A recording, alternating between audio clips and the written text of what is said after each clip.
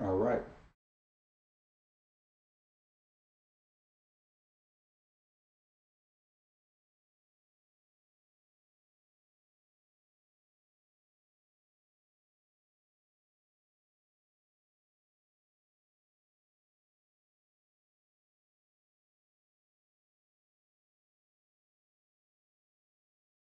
Is it going down or what?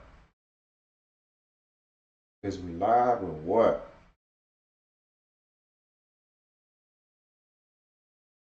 All right, I think I got it. Hold on. Let me see if I can mute this. This media. All right. We ready. Once again, it's on. Let's do it. Yo, what's up, family? It's your man Maarifa. Black at y'all once again. Once again, it's on. Coming at you with another lecture. We're going to be talking about our last and final installment of this Old Testament and New Testament. We're going to be talking about the historical origins of the Bible. And we're going to talk about how it all began, how it was created, who wrote the books of the Bible, all of that good stuff I'm going to reveal to you in this lecture. So this is a part one of a 2-day lecture that I'm going to be doing to complete the study of the historical origins of the Bible. So we're going to get into that. But first, let's go into some admin notes. I want to get into some admin notes here. So like I said, I'm live right now. So we're going to go ahead and push this out. So I want to interact with the people. Give me that energy. Give me that vibe. Push that energy back to me. Comment on the page. Comment on this stream so I can answer questions back and forth periodically throughout this lesson. I'm going to be answering questions. I'm going to be checking the comments to see if there's any comments. I'm going to go ahead and do a little Q&A after this lecture, to let you know what's up, answer some questions for y'all. But if you could, like, comment, share, go over to YouTube, go to my page right here. Give us Maarifa. You see that on the screen right there? Give us Maarifa at YouTube and my fan page on Facebook at Give Us Maarifa. Oh yeah, and shout out to Melanin Full. You can see this t-shirt here. I got this dope t-shirt. You can read that. You did? Yeah, I got this dope t-shirt from Melanin Full. So if you want to get a nice little t-shirt from them, you know what I'm saying? They right here. melaninfull.com. They got all types of shirts and stuff with designs and all type of stuff that you could pick out colors and all that stuff. So be sure to do that. Yo, check it out. You see right here? Let me see if I can point to it. Oh, this way. Is it right here? I can't point to it. But anyway, hit the love button if you like what you're hearing. You know what I'm saying? Interact with me. Let me know that you're with me. You know what I'm saying? Hit the like button, thumbs up if you like what you're hearing. If you don't like what you're hearing, hit the little mean, angry face, a sad face, or whatever you like to do. It don't matter. I don't care. Just kind of interact with me. Let me know that you're with me. You dig? And let me know that we going and we pushing forward. All right? So with that said, let's get started. Let's get started. All right, so check it out. So I'm doing this live. I want to go ahead and get a lot of answers out there. A lot of people had a lot of questions. I've been going back and forth with y'all on religion for a couple of months now, especially Christianity. I had a lot of family members and friends, wondering, hey, what's wrong with you, man? You all right? This, that, and the third. Why you got this sudden change in philosophy and understanding about your faith and all this, that, and the third. So I just want to put this video together to let y'all know, what I have discovered. I've become more agnostic in my faith and understanding of God and what we call God. So I've been doing this study for the past 4 years, to be honest with you, 4 years of this study. And I've come to conclusions based off this study. So if your religion, that you claim to believe in, you should come to know that religion in its totality. You know what I'm saying? You should study that religion completely to know exactly what it is you believe in or what it is you say you believe in. So what I did was 4 years ago, set out for myself to discover, if what I believed in had some validity. outside of my regular, theologic, studies and theologic training that I was receiving in the church and at school. Okay. So I was 23 years a Christian. I had a guy tell me, say, hey, what makes you qualified, to, break down the Bible and teach the Bible and this, that, and the third. I said, okay, you want a resume. I guess people, don't feel like, that people can read this book or read the Bible and study it for themselves and come to understand it. But I don't know. But anyway, 23 years as a Christian. I spent 7 of those years teaching Sunday school. So I had to study and do lesson plans and all this, that, and the third. I studied these scriptures. I graduated from Wayland Baptist University. I had to take Old and New Testament courses, theological courses, which had me go extensively inside the Bible and break it all the way down. I had to go from front to back, Genesis to Revelations. I read this book, this Bible, 3 times in my life, from front to back. I've studied it and broke it down. I've been through everything with this book. You dig? So I've done it all. But 4 years ago, I started out on a quest trying to discover, if what I believed in was actually valid. You dig? So if my religion was true, I asked myself this question. I said, if my religion is true, then it would be undeniable to every other person, even if they wasn't a believer. It would be undeniable. So I set out to study history, the historical origins of the Bible. And there's 5 elements that you need in order to have history be valid. You need a person, a place, a time, an event, and evidence. Okay? So these 5 elements make up history. So if you have these 5 elements, historically, then you have historical facts. So I set out to find these historical facts for the Bible. And what I discovered was just, it wasn't what I thought. Okay? And I'm going to reveal this to you today. All right? And it's going to be a 2-part lesson. Today's part 1. Part 2, I got slides in there. We're going to be going back and forth on these slides. But it's a 2-part lecture, part 1 and 2. And I'm going to break down the history, the historical origins, and how this book and this Bible was created and where it all started. All right? So let's go. Oh, one more disclaimer before we start. A lot of people ask, well, why is this important? Why are you on this quest? Or why are you tripping on this religion? Let people live. Let them believe what they want to believe. I heard that too. The importance of it is this, because it still impacts us today in 2018. Stuff that happened way back in 320 BCE still impacts people's lives today. People change their whole lives based on a book. They change their whole entire lifestyle based on a literature that they have no clue who wrote it. They have no clue, who wrote it and why they wrote it.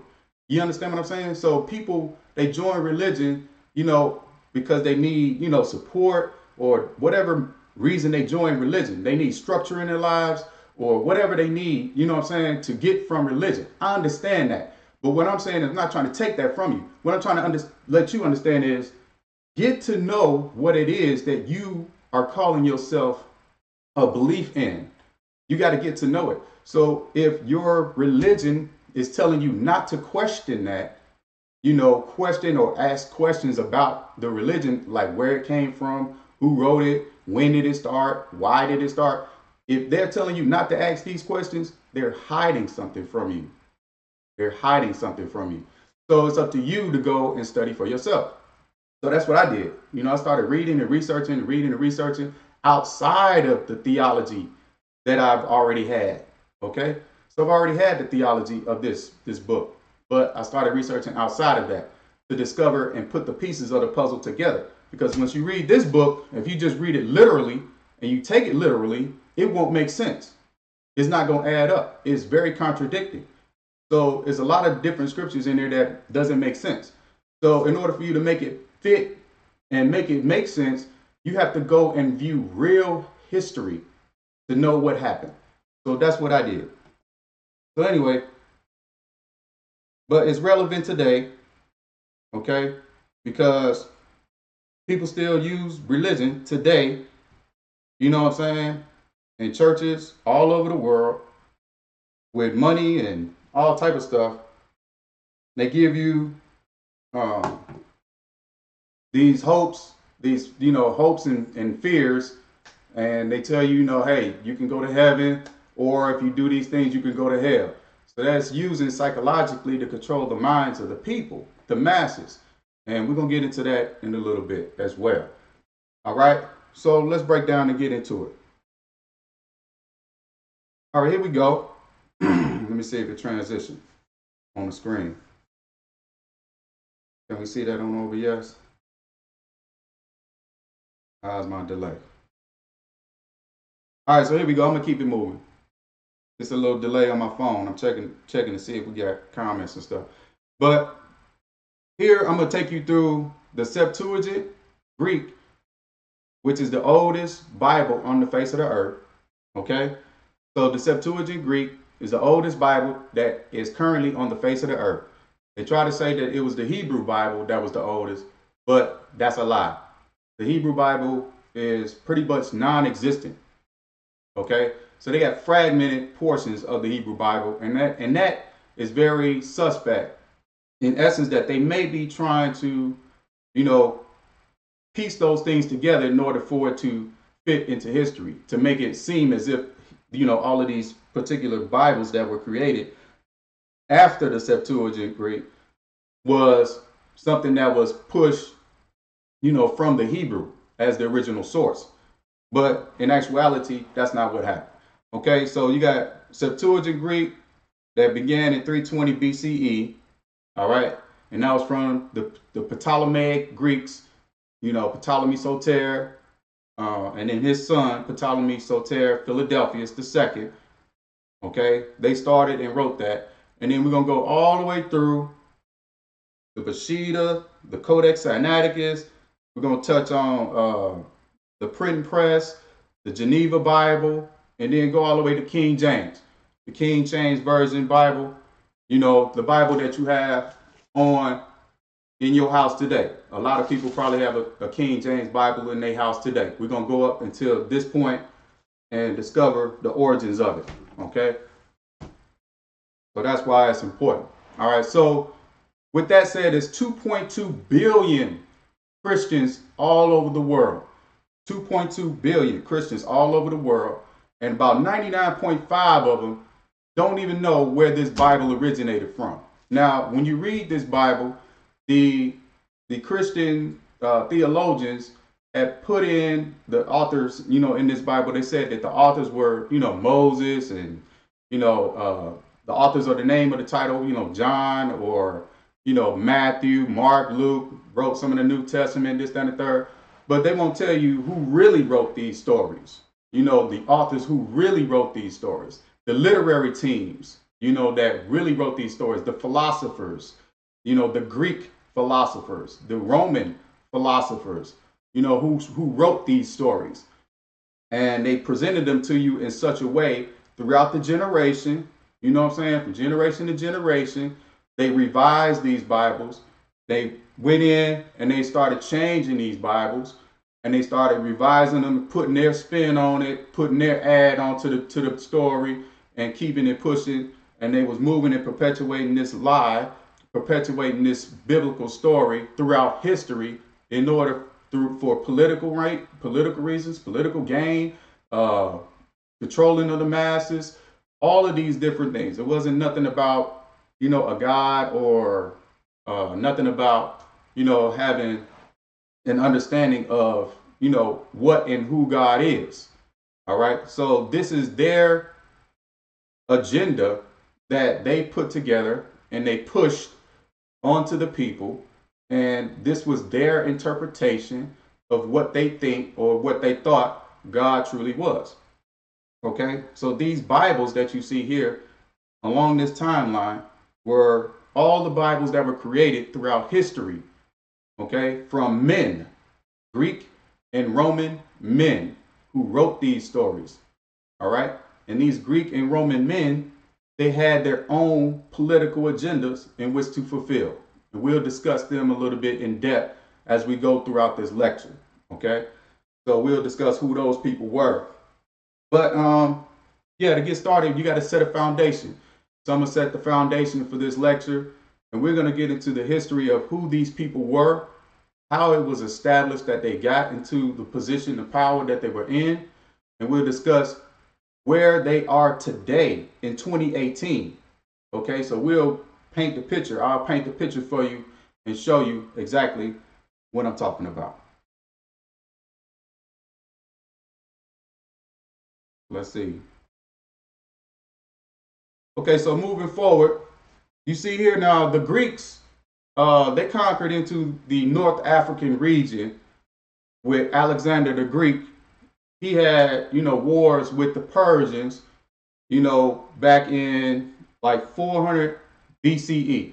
Okay, so it was the Greco-Persian Wars, and I did a previous video on this particular topic called "The Greeks Wrote the Old Testament Bible." Go to YouTube under "Give Us Maarifa," and you'll check out that video, and I'll give you the history of that. But I'm gonna go and give a brief, overview of this to set the stage on who these people are, the Hebrews and the Jews. Okay, because there's a lot of confusion as to what and who these people are.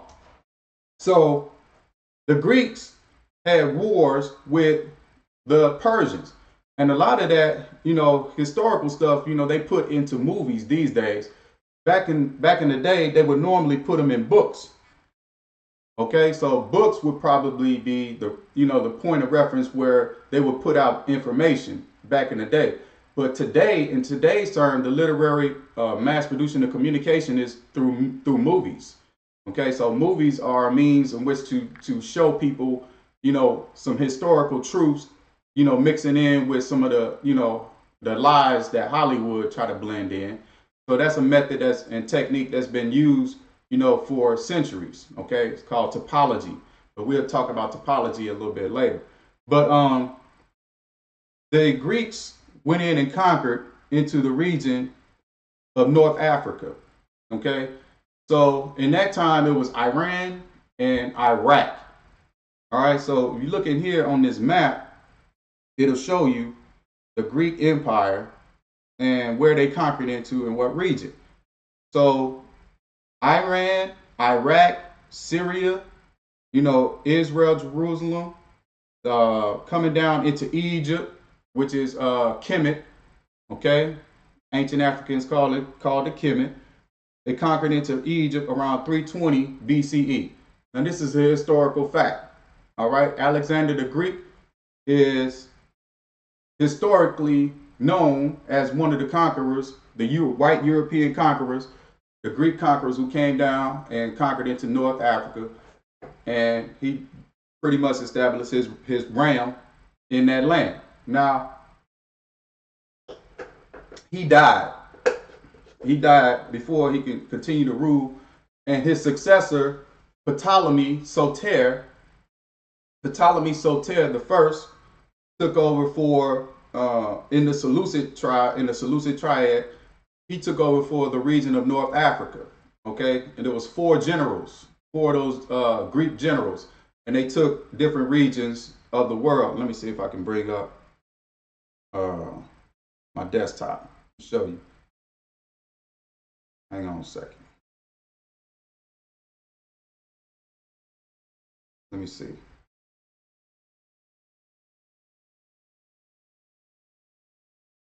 All right, here we go. So the map.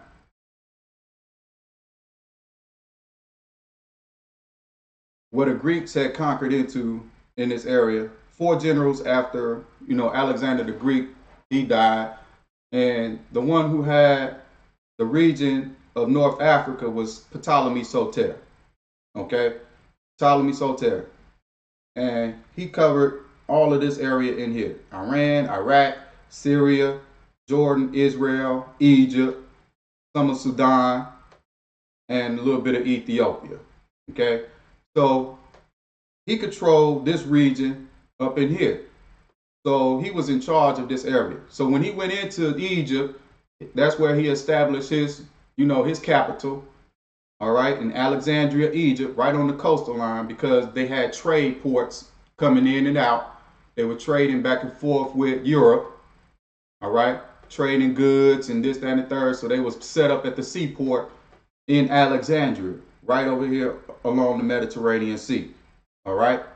So Ptolemy Soter was in Egypt, and this whole area was populated heavily by Africans.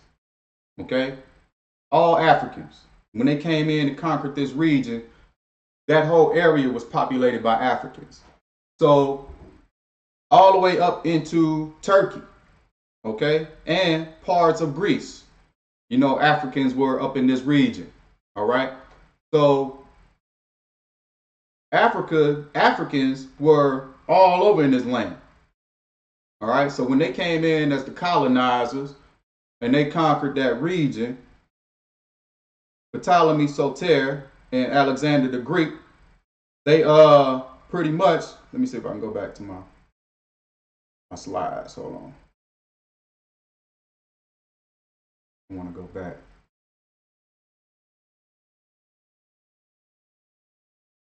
All right, I'm back. So when Alexander and those guys, they went in and conquered that region, and Ptolemy took over for them in North Africa. They defeated the pharaohs, the African pharaoh kings, and then they put themselves on the throne. All right. And when they went in, Ptolemy saw that the Africans, ancient Africans, had their own religious system in place already. You did? They already had, mystery systems, and they understood spirituality, and they had their own understanding of God and who God was, and they had their own creation mythological stories that they put in stone on the walls in Kemet in Egypt. All right. So a lot of these particular gods that in which they worshiped in their temples, they had temples in Memphis, they had temples in Aswan, Luxor, that they worshipped in.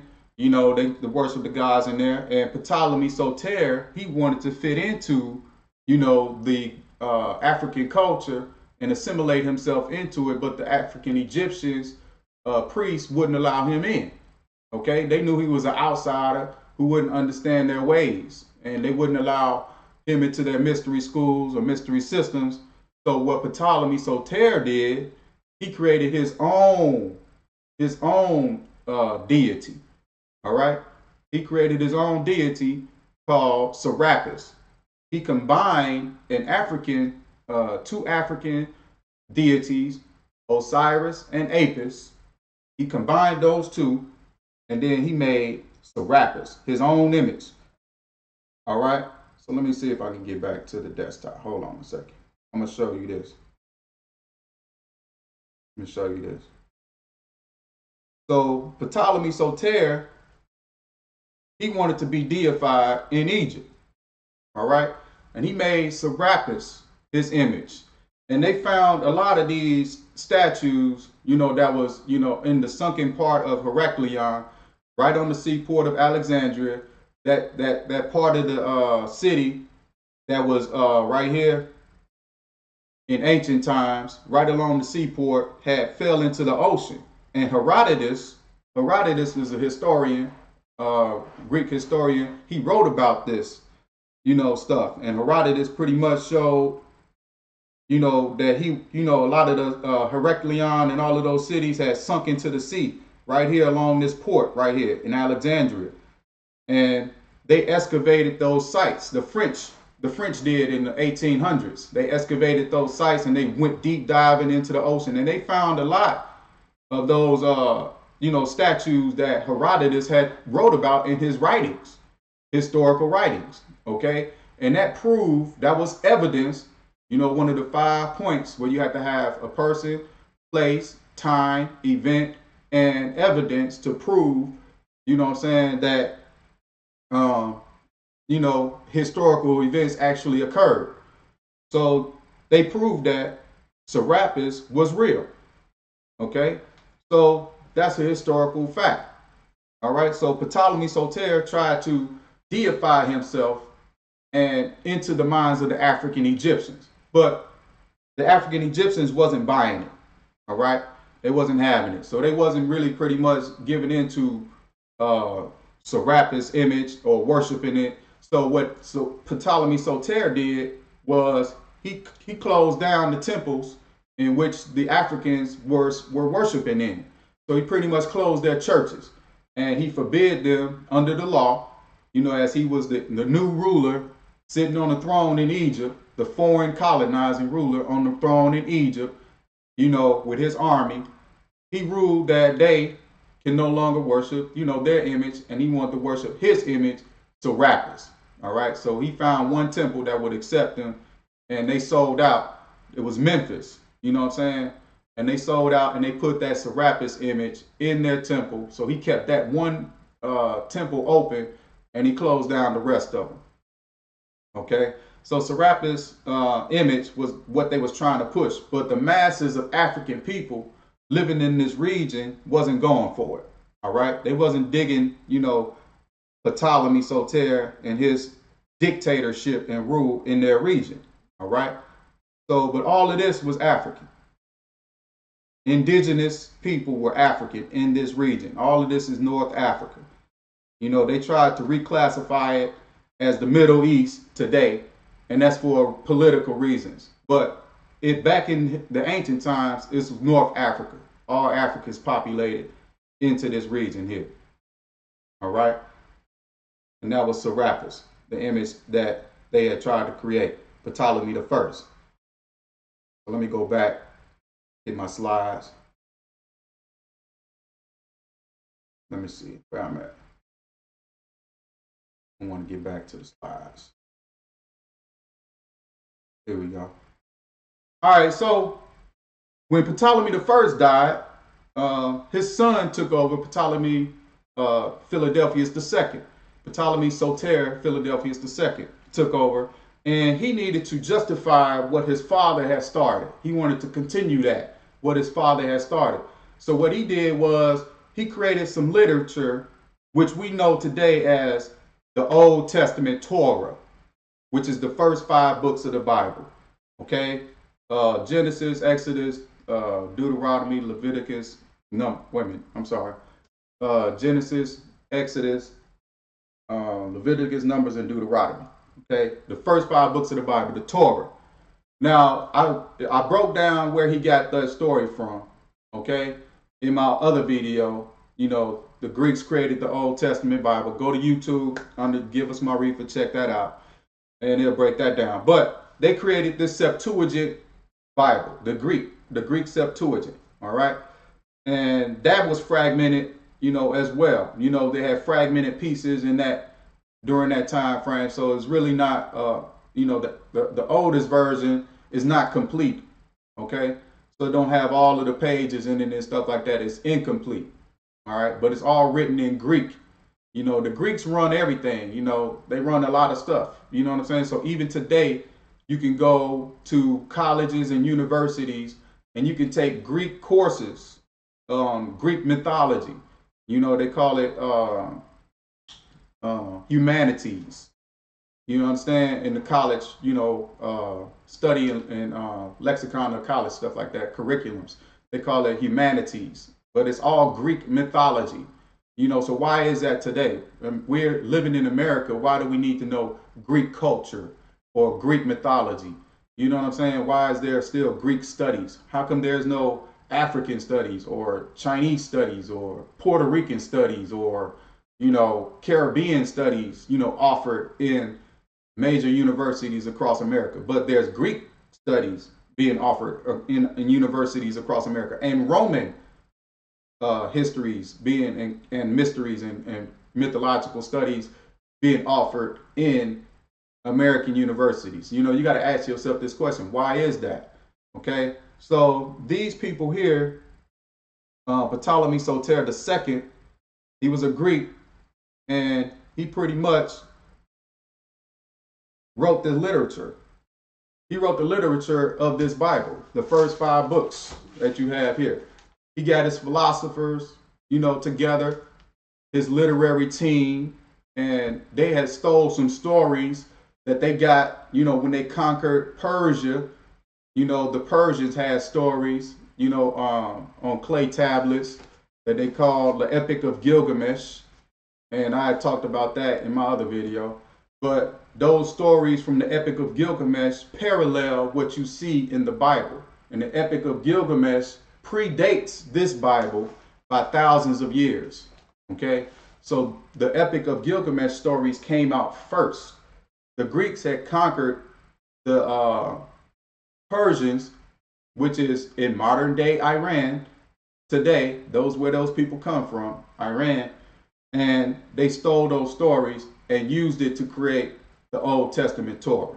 All right, and they created these people that they call Hebrews, and they created this character called Yahweh in order to justify their particular destruction and political devastation and colonization of the African territories in which they, conquered into and took over. So they pretty much used it to justify why they did it and to give them validity, saying that it was a God that was supposed to, give them some type of, authority, to go in and kill innocent people and take their lands.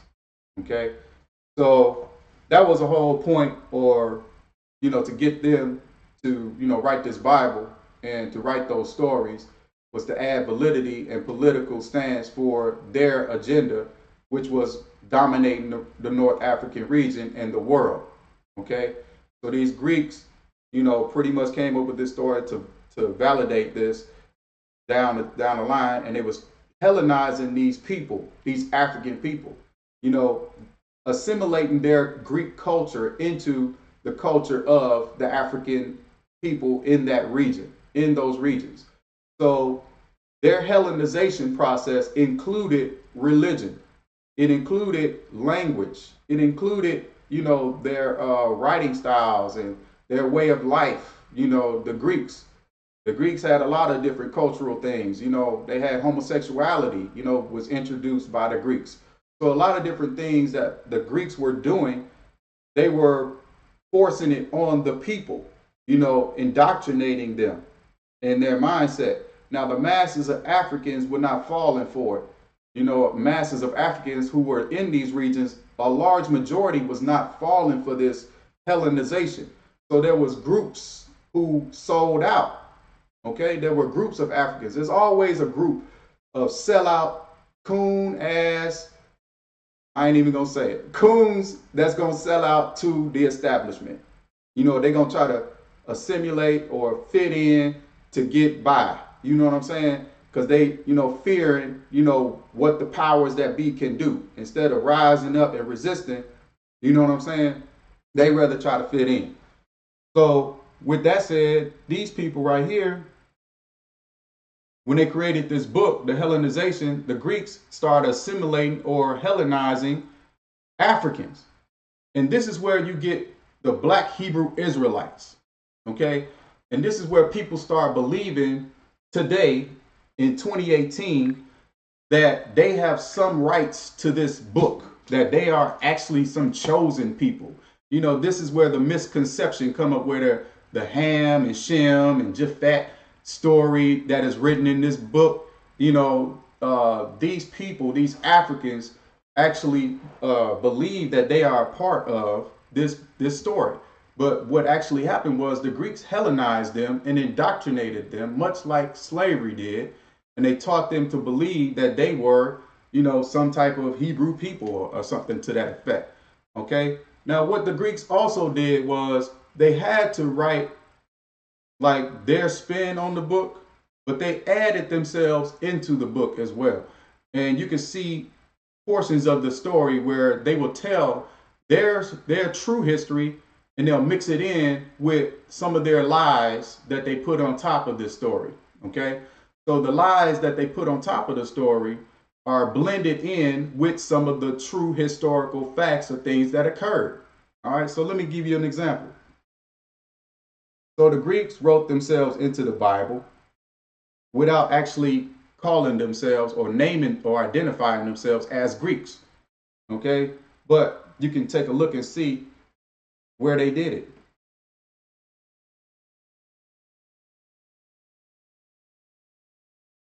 So in Deuteronomy, 20:17 and 19, you can see where it says, but thou shalt utterly destroy them, namely the Hittites and the Amorites, the Canaanites and the Perizzites, the Hivites and the Jebusites, as the Lord thy God had commanded thee, that they teach you not to do after all their abominations which they have done unto their gods. So should ye sin against the Lord your God, when thou shalt besiege a city a long time in making war against it to take it, thou shalt not destroy the trees thereof by forcing an axe against them, for thou mayest eat of them, and thou shalt not cut them down. For the trees of the field is man's life, to employ them in the siege.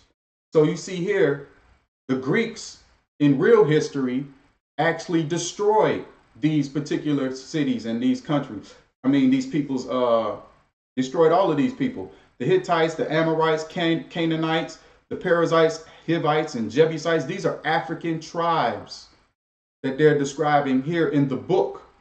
So the Greeks wrote about their conquest in the book, the real historical conquest in the book. They put bits and pieces of historical truth in this story, mixed it with their own spin. So it's almost like watching a movie on Lifetime or something like that, where you see, or a movie at the movie theater said based on a true story. And we know that based on a true story means that they put their spin on it. It's not actually 100% true how it actually happened. Okay. So what they did was the Greeks did the same thing in the books. They put a little bit of their history in it, and then they also added their own fictional story around it in order to elaborate the story even further. And then they created this God, Yahweh and all this stuff in order to justify what they were doing, killing off these African tribes, taking their land, and then they said here, don't destroy the trees thereof by forcing an axe against them, for thou may eat of them. Thou shalt not cut them down. So they're saying, like, you can kill the people, but don't destroy the resources. You know what I'm saying? We need the resources, so you can kill off the people, but keep the resources for yourself. So a lot of this stuff the Greeks had did, and then you can see here the Canaanites were African people. So if you go to the studies of who the Canaanites were, it says, let's see here, the tribes of Canaan, according to the Bible, these are all African tribes. Traditionally, church leaders teach that Canaan was a country of Middle Eastern descent, but in reality, it was an extension of Africa, as it was founded by Canaan, who was from Africa. It is in this area that God promised to Abraham, Isaac, and Jacob. It is also the same place that Moses and Joshua would eventually conquer and claim for the nation of Israel. So all of this stuff right here, they already know. They said that these are African tribes. So the Greeks, what they did was they destroyed these lands. They destroyed African tribes, killed them off, and then they wrote about it. Okay? They wrote about it right there in the book. They put the stories in the book without identifying themselves in the book. Okay? So this is where you get, Black Hebrew Israelites from. People walking around here talking about we are Hebrew Israelites, black people are, no, what you really were indoctrinated with this doctrine from the Greeks who created this doctrine. And they made you feel like, you were a part of this. You know what I'm saying? And they were Hellenizing the Africans and getting them, into their culture, assimilating the Africans into their culture through Hellenization. And they were making these Africans believe that they had some part of this book, this story. Okay? So the Africans bought into it because that whole region was African, all the way to Iran. These were their cousins, their second, third cousin relatives that came from Ethiopia, migrated into Iraq, and settled into the area where Tigris and Euphrates River runs, into the Persian Gulf. So these Africans probably heard these stories from the Greeks, and they were familiar with these stories And they were saying like, wow, that sounds kind of familiar from what our mythological creation stories were from our cousins. They told us about this. So it must be some truth to it. So they adopted the Hellenization. They took it and they moved it, down south in Sudan and Ethiopia. That's why you have Christian, churches in that area to this day. Okay, because those Africans who were assimilated into Hellenization, the Hellenistic Greek culture, they moved down south and took that message down there to Ethiopia. Okay, they were adopting this, calling themselves Hebrews and this, that, and the third. All right, and then it all shifted.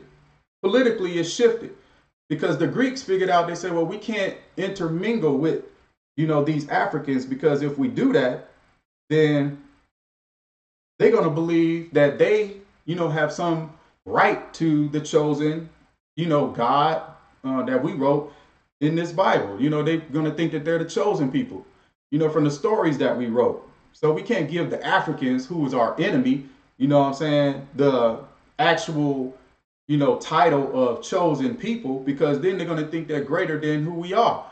All right. Then they're going to believe that they're greater than who they are. So what?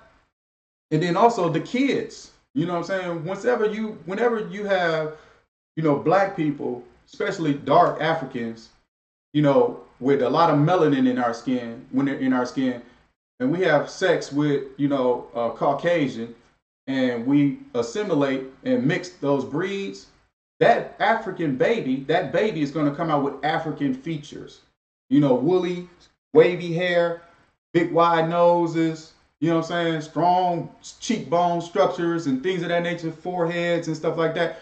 Those babies are going to come out with African features. It's going to be undeniable. So the Greeks understood that, and they were like, no, we're not going to mix the blood with these people, but we need to create another race of people in here to validate this book. Okay?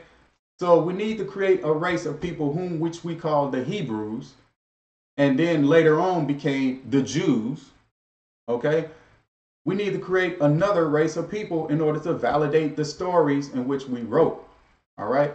So these people then, they went out and they made and struck a deal with the Arabs, the Arabs. Okay? So the Arabs struck a deal with the Greeks. So you have on the right side here, the Arab, the Dravidian Indian from Ethiopia region. He migrated, up to the area where Iraq is. Let me go to my real quick. Desktop, show you this map. Okay. Show you where these people come from. So here, if you're looking at a map, the Arab is nothing more than a Dravidian African, an African Dravidian. These are the ones who have dark skin and straight hair and stuff like that. That's why you can see an Arab today. You go to your local liquor store, and if you see an Arab today, you'll see one that's dark as you. You know what I'm saying? In the store, running the store, because they are mixed with African blood. All right, they have melanin in their skin. They're mixed with African blood. Those Dravidians from Ethiopia, down here, down south, these Indian Dravidians, took a boat. They were hunter-gatherers. They took a boat off of Ethiopian shore, went into the Arabian Sea, came up through the Persian Gulf, and they settled right here in this region. All right, or they could have just walked around. You know what I'm saying? They could have went north, went to Egypt, walked around to Israel, to Jordan, came down into Iraq, and settled into this land near the Persian Gulf, okay, in search of food.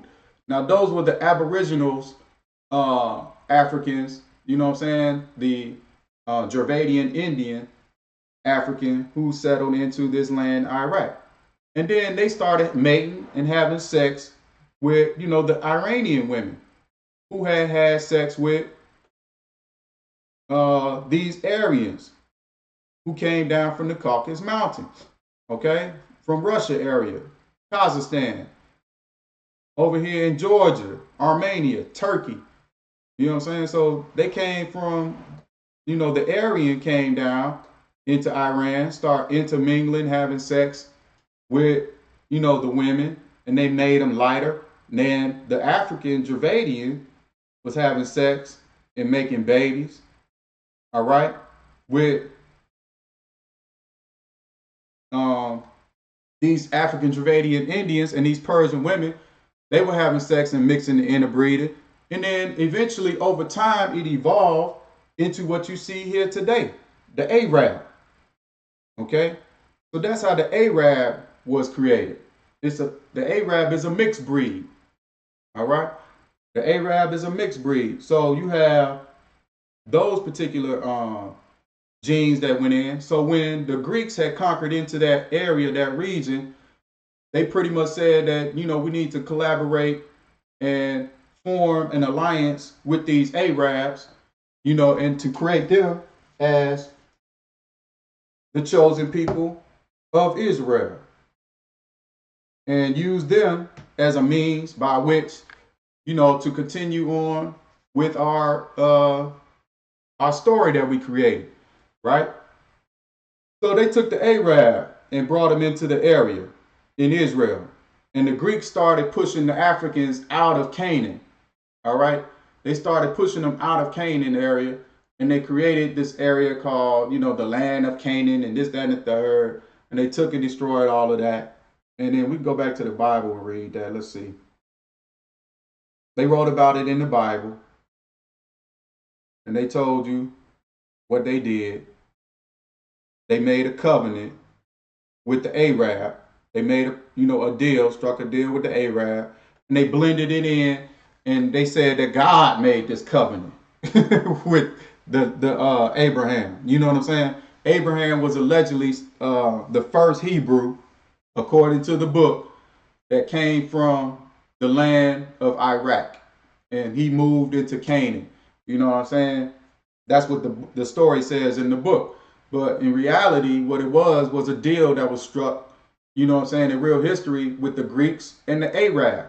The Arab was supposed to come in and assume this role and partner with, the Greeks, and the Greeks who were on the throne in Egypt as the Pharaoh kings in Egypt. They was ruling the African lands, okay? And then they brought the Arab in, and then the Arab, started occupying the territory of Canaan. They started bringing the Arabs in, and they wrote about this deal in the Bible. Okay, so right here, I'm going to read it to you. Genesis 17, 1 through 9. It says, and when Abraham was 99 years old, and 9, the Lord appeared to Abraham. I mean, first of all, just looking at the story, like a dude 99 years old. Think about it. You ever seen a 99-year-old man, going to be leaving his land and leaving his homeland and traveling, that far, on foot and camel. There was no cars, no planes, and none of that back in where he could just get there quickly within a couple of hours. He had to walk or, ride a horse or camel or whatever. 99 years old. I mean, come on, man. But anyway, look back to the story. So digging a little bit deeper esoteric meanings. The Lord appeared to Abraham and said unto him, I am the Almighty God. Walk before me and be thou perfect. And I will make my covenant between me and thee and multiply thee exceedingly.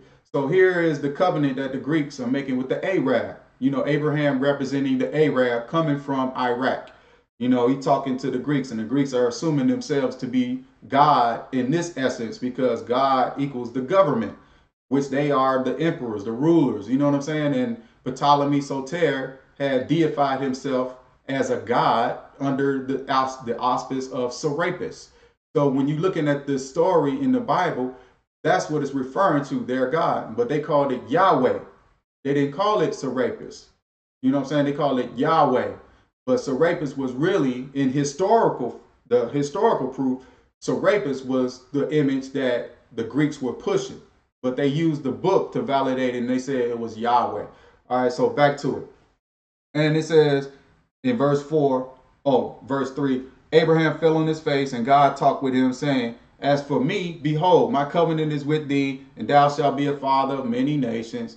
Neither shall thy name any more be called Abram, but thy name shall be Abraham, for a father of many nations have I made thee. Okay, so many nations, so we're referring to the Iranians, Iraqis, the Syrians. Okay, so all of that region, all Arab, you know what I'm saying? So it started pushing Arab and pushing Africans out of that region. They were saying they were going to make them into many nations, a father of many nations. So they were going to come in and interbreed them, these Arabs, interbreed them with other, Greek women and stuff like that to create more.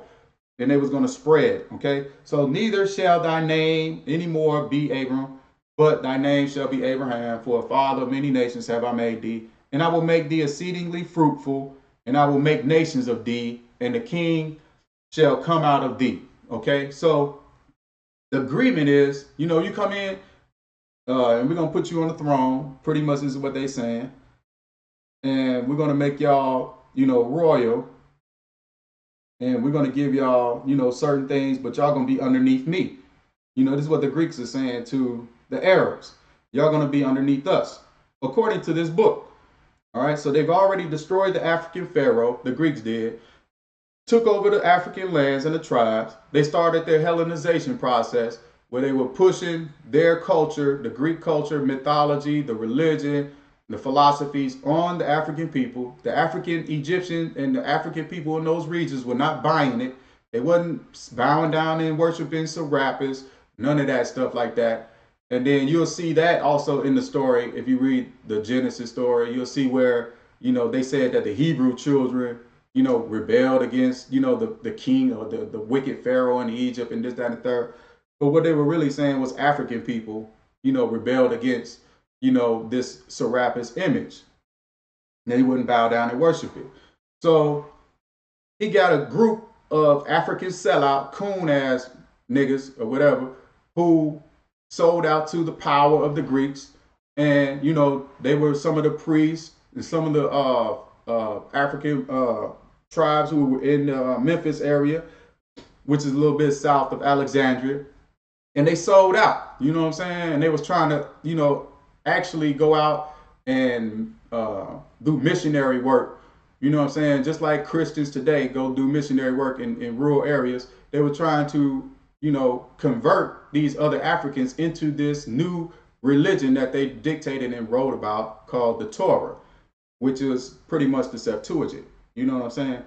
So then the Greeks decided, let's bring in the Arab. Let's make a covenant agreement with the Arab, and we'll bring them in and make them great in number. We'll give them the land of Canaan area, and we'll push out these Africans. And what they did was start sweeping the Africans south and started moving them out of that area, taking the land and pushing them out because they didn't want to mix the blood with the Africans. So they had to mix the blood with somebody to take the identity of these Jews in which they wrote about in the Bible. So these Jews were pretty much the ones in which they trying to create, you know what I'm saying? So they were trying to create a race of people. And this is what they did. So going in to the next, you had the Arab coming to the region, right into Israel today. And then the Greeks brought in the Greek women, all right, so they could start intermixing and interbreeding and having babies with these Arab men. And then they became many of many nations, all right. So they had these Hebrews that was created, you know what I'm saying? And then as time grew and they started keep having sex with each other, keep having sex with each other, keep having sex with each other, making babies, they evolved into what you see today, these Palestinian, Arab, Greek Jews. Okay? So that's what you see today. So from that point, you got these Ashkenazi European Greek Jews. These are the actual Greeks, posing as Jews. You know what I'm saying? So they are the fathers of these Arabs. Okay? These Jews that are in the region today. They are the fathers of these Palestinian Arab Jews that you see in the region today. You know what I'm saying? In Israel and Palestine today. They just had an uprising, where they moved the U.S. embassy over to Jerusalem and they killed about 52 Palestinian Arab Jews. And, you know, there's always been this conflict between Palestine and Israel and this, that, and the third. The ones who are in power in Israel today are the white Greeks. They're still sitting on the throne. They haven't left. That's why you have Netanyahu and Arafat. You know what I'm saying? You can see the difference right there between the skin color, the skin tone. One is a white European Greek. The other is an Arab mixed Greek. You know what I'm saying? And they fighting over this territory, which they don't even own, which they had got from the Septuagint, which the Greek had created from the very beginning. Okay? And they wrote about that in the Bible. They mixed in their story, the truth about it, without identifying themselves in the story. You know what I'm saying? The Greeks did. So you can see here where it says in Exodus 1:6-10, and Joseph died, and all his brethren, and all that generation, and the children of Israel were fruitful and increased abundantly, and multiplied and waxed exceedingly mighty, and the land was filled with them. Now there arose up a new king over Egypt, which knew not Joseph, and he said unto his people, behold, the people of children of Israel are more and mightier than we. Come on, let us deal wisely with them, lest they multiply, and it come to pass that when there falleth out any war, they join also unto our enemies and fight against us, and so get them up out of the land. You see what I'm saying? So Exodus 1:6-10 will show you this is the Greeks talking about the Arabs, and they're saying like, yo, they grew many in number. We brought them over here and made an agreement with them. Now they gonna start, you know, turning against us and everything like that. So we got to deal with them wisely, and we got to be, you know, political in our stance, and you know, be democratic with these people. You know, yes, they are our children. You know, we mixed them with our blood, and we gave them the title of these Jews, and they're now considering the children of Israel. So these Arabs are in the region, in the land of Canaan, which was African, and they pushed the Africans out of that region and started taking over that land. Okay, and then they started growing in numbers. These Arabs, these Palestinians, because they mixed in, you know, with the Greek women, started having babies, this, that, and the third. Then they brought them in, and they started growing exceedingly great. And the Greeks were writing about this story in the Bible. All right. So they were telling like, yo, they're growing in numbers. So let's make sure we deal with them wisely, because if a war break out, you know, they might join against our enemies, which is the Africans. Okay. And they might take over. You know what I'm saying? So it says right there. So be careful. When there falleth out any war, they join also unto our enemies and fight against us. So they wrote about this. These are the Greeks writing about this stories. You know what I'm saying? They're mixing some of their truth into this book in which they wrote. Okay. It took them over 175 years to write, you know, the first 5 books of the Torah. It didn't happen overnight. So these stories and stuff was being written as they were going through history. You know, their philosophers and their, you know, literary teams, and they was putting all this stuff together. You know, the book didn't happen overnight. You know, people think, oh, this book just poof, magically appeared in the sky and all of this, that, and third. And God, you know, gave Moses and all of this. No, it wasn't no Moses and stuff. Moses is a made up character. You know, Moses is a made up character, a fictitious character in the story that the Greeks wrote. And the Greeks stole a lot of the story, a lot of the philosophies they got from the artifacts from ancient Egypt, some of the concepts of creation. They got it from the clay tablet artifacts from the Persian, which were the Dravidian African, Indian African, Dravidian Indian African from Ethiopia area, and the epics of Gilgamesh, those clay tablets, which was already established in the year 2100 BCE. This Torah book wasn't even created until 320 BCE. So if you're looking at a timeline, it's like way, you know what I'm saying, down here, 2100 BCE, these stories were already in that region, in existence. Everyone knew about them. And then you got the Greeks move into the African region, They had no clue, what these stories were about, but they saw that they can use it to manipulate these people, to control them. And then they mixed it and blended, changed the name of the god, changed the name of the people, changed the identity of the people, and they created some new identity, of some new race of people called Hebrews, which turned into Jews. Okay? So you have here in Genesis, the first time that they were called Hebrews was in Genesis 14:13. It says, and there came one that had escaped and told Abraham the Hebrew. This is the first time he was called a Hebrew, for he dwelt in the plain of Mamre, the Amorite. The Amorite tribe was African. So he was hanging out or hiding out in Amorite, the brother of Eshcol and brother of Anar, and these were confederates, with Abraham. So they were, joining forces together. And the Greeks had knew that, what I'm saying? And it was like, yo, they wrote about it. They was like, man, we got to be dealing wisely with these people so that, once we know, that we can deal with them, because they may join forces with our enemies. All right. And so that's what was happening. You know what I'm saying? So they was joining forces with them, these Arabs, when they came into the region of Africa. And then later on, when they were first called when they changed the name to Israel, these Jewish Hebrews was in Genesis. You'll see that there in Genesis 32:28.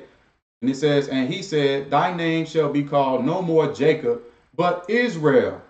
For as a prince hast thou power with God and with men, and has prevailed.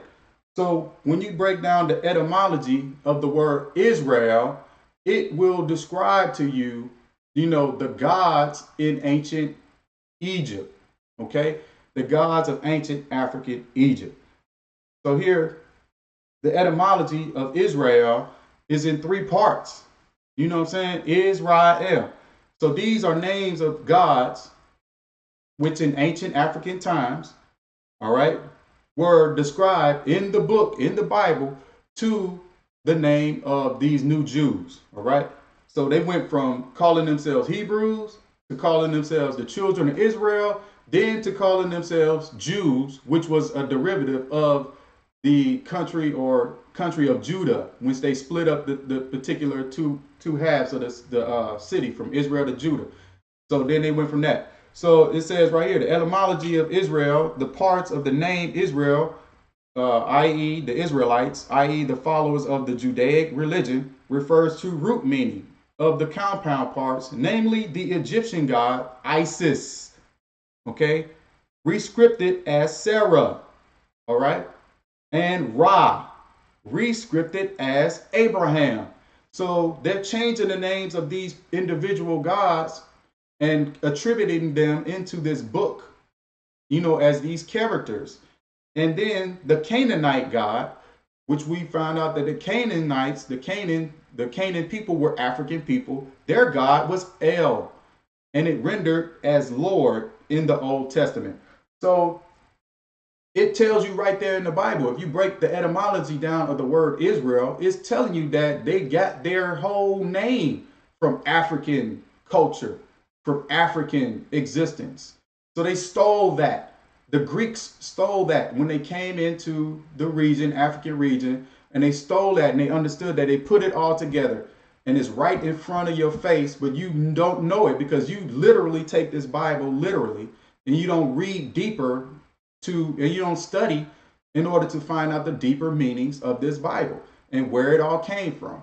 Okay, so Israel is pretty much a breakdown of the three gods, and which was in those regions, the African regions, which the Africans were worshiping. So they put the name Israel onto these new race of people that they've created. Okay, the Greeks created, and they attributed names to them. All right, they rescripted these names in the book and gave it back to the Jews. They attributed them to the Jews. They call these Arab people. So it all came from the book. All of this came from the book. All right. So none of these figures are real. None of these, characters in the Bible are real. It's all, made up, mythological made up, characters that the Greeks, made up in order to justify their political platform and their world domination and, taking over African, territories, killing African tribes and taking their lands. This is all used to justify it. They put it in the Bible as a means to justify them as going in and being able to do this. They're on the thrones, so they're looked at as God. You know what I'm saying? And then you had the people, the children of Israel underneath them, who were the Hebrews and stuff like that. So they were supposed to be, slaves to, the Egyptian Pharaoh in the book story, so that means that they were underneath, okay? They were subservient to the Egyptian kings who were the pharaohs who were on the throne at the time, who were Greek in 320 BCE, the white European Greek, so they're trying to tell you that there was a deal struck, a covenant with these Arabs who came from the land of Iraq, which is modern day Iraq today. They came in, they struck a deal with these Greeks because they needed to create these people whom they wrote about in the Torah, these books, the philosophers. They created this fake, fictitious people called the Hebrews. And they said, we can't do it with the Africans because then the Africans will grow mighty in number and they'll start believing they were the chosen people and they will have some type of uprising and rebel against us because they feel like they would have some rights to, the throne and rights to, power and control again after we done conquered them. So we need to come in and bring a people that we can align ourselves with, make an alliance. And then once we align ourselves with them, they'll be underneath us. So that's when they wrote in there, these Hebrew people were slaves in Egypt for 400 years, which was a lie, because the Egyptians, the African Egyptians, had took meticulous, they took very meticulous notes, and they were very particular about their history and writing about their history. And you can go today in the year 2018 and go over to Kemet, which is called Egypt today. They changed the name of it. The Greeks did. The Greeks changed it to Egypt. And they go over to Kemet today and see the walls, the reliefs in the temples, the stelas. You can go to the museum, see all the reliefs, the artifacts, everything. And you will not see any flood story. You will not see any Red Sea being parted. You would not see any big slaves building pyramids and nothing like that being depicted on the wall. You will not see none of that in Egypt. As a matter of fact, I'm going to Egypt this year. And I'm going over there and I'm going to show you all. I'm going to go live and I'm going to take pictures and I'm going to do all of that. I'm going to show you everything in Egypt. And it will expose this book and will tell you that that's all a lie. These stories in this book is a lie.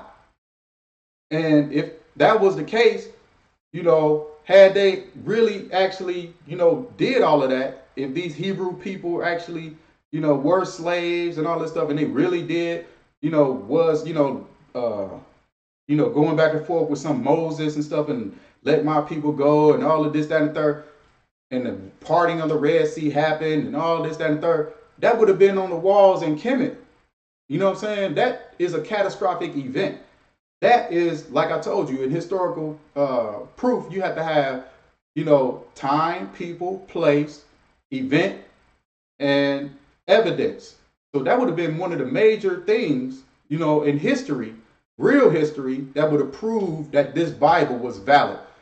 You know what I'm saying? Had it been on the walls in Egypt and carved in stone, because that allegedly was supposed to have happened way back in 1500 BCE during the time. That's when they said Moses, parted the Red Sea. They were supposedly, allegedly, they dated it in this book back to 1500 BCE. So if that was the case, then it would have been on the walls in Egypt. You know what I'm saying? But it's not there because this book is a lie. This is the Greeks and the Romans book. Okay, so let's continue. All right, so now I had to set the foundation and let you know who these people were how did they conquer into the region, and what they established. All right. So we already at an hour. So I got a lot more to go. All right. So I might do another hour, and we'll keep it pushing.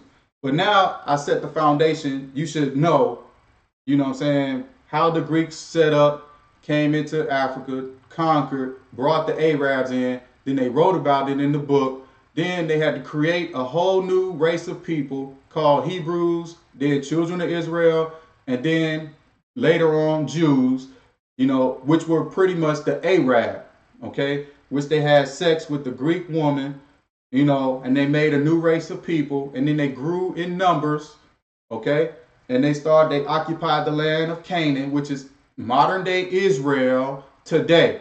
So the Greeks and the Arabs were in that region all that time from 320 BCE all the way up, and they still there to this day. All right, the Africans never reclaimed that land.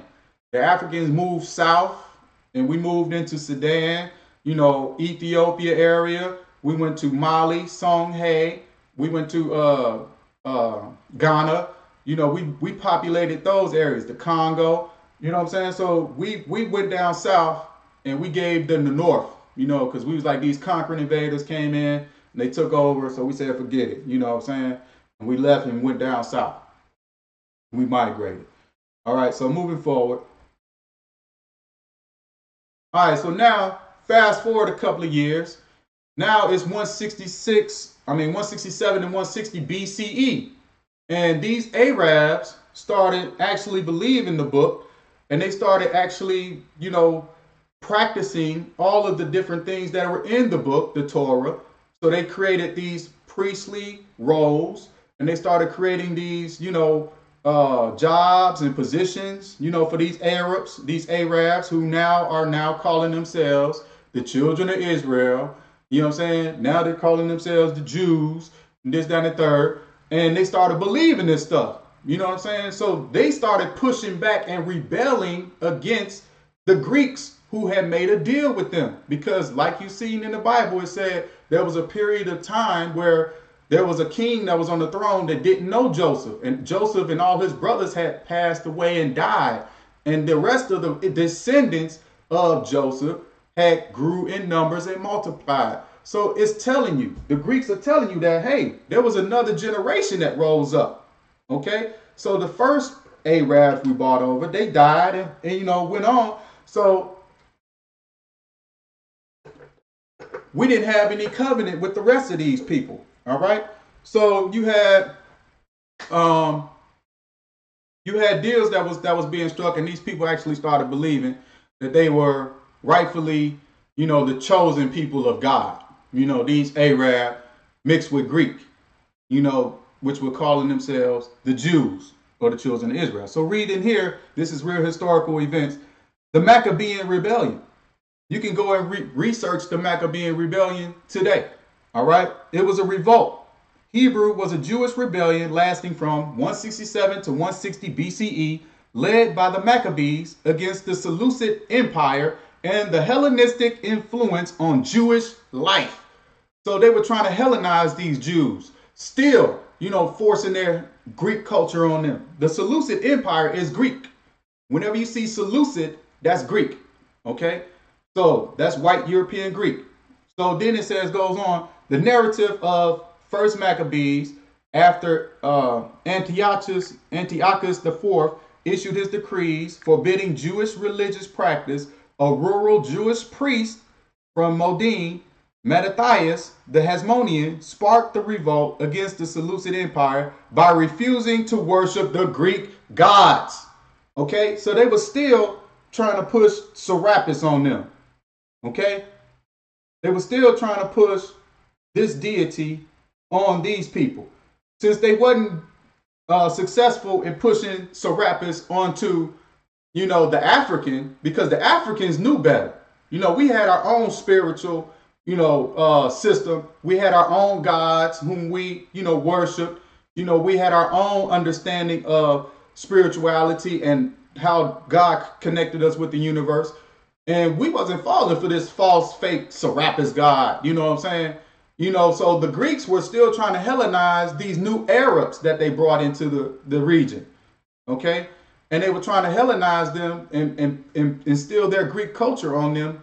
And they didn't like it neither. You know, the Arabs didn't like it neither. They was like, I don't know who this, you know, person is. We're supposed to be the chosen people of God. We're supposed to be, you know, these people in the book. That's what they was thinking. You know what I'm saying? So when the original Arabs that the Greeks brought down died off, and then another generation sprung up, they taught those children. They taught those Greek Arab children, Jews, they indoctrinated them from birth into this book. So those children actually believed that they were the children of Israel, and they started rebelling. They started rising up because the Greeks, who were still in control, they were still teaching their children about the Greek culture. You understand? So they wasn't going with this book because they knew they created this book. They was like, this is bullshit. You know what I'm saying? So we're not going to give this to our kids. We're going to give it to them Arabs. You know what I'm saying? Them Greek Arabs. But the pure Greeks, the white, pure European Greeks who were still in that region in control, wasn't giving their kids that stuff because they were in power. They were on the throne. You dig? So they wasn't going to give their kids that stuff. But what happened was the Arabs, they started believing it. Okay? So let me go back. They started believing that they were the chosen people, and then they rebelled. Okay, so let me pick back up. So Mattathias killed a Hellenistic Jew. So there was a difference between the Hellenistic Jews and the traditionalist Jews. So just like you had African sellout coon ass niggas who sold out, you know what I'm saying, to Hebrewism, the Hellenization of Hebrewism, and tried to push that whole, you know, Greek Torah that they wrote in that Bible, trying to push it and assimilate it to the African people. They wasn't buying it. You had some sellout Arab Greeks that was assimilating with the Greek culture. So they were called the Hellenistic Jews, while you had traditionalist Jews on the other side of that fight. So Mattathias killed a Hellenistic Jew, and he stepped forward to take Mattathias' place in sacrificing to an idol. Afterwards, he and his 5 sons fled to the wilderness of Judah. So after Mattathias' death, about 1 year later, in 166 BCE, his son Judah Maccabee led an army of Jewish descendants to victory over the Seleucid dynasty in guerrilla warfare. So they fought against the Greeks. So which at the first was directed against Hellenized Jews, Jews that assimilated to the Greek lifestyle were called Hellenistic, of whom there were many. Now remember, back in the Bible scripture, when I showed you that they were many in number. So go back here. They wrote about it. Go back here. I'm going to show you. The Greeks wrote about it in the Bible. He said there were many.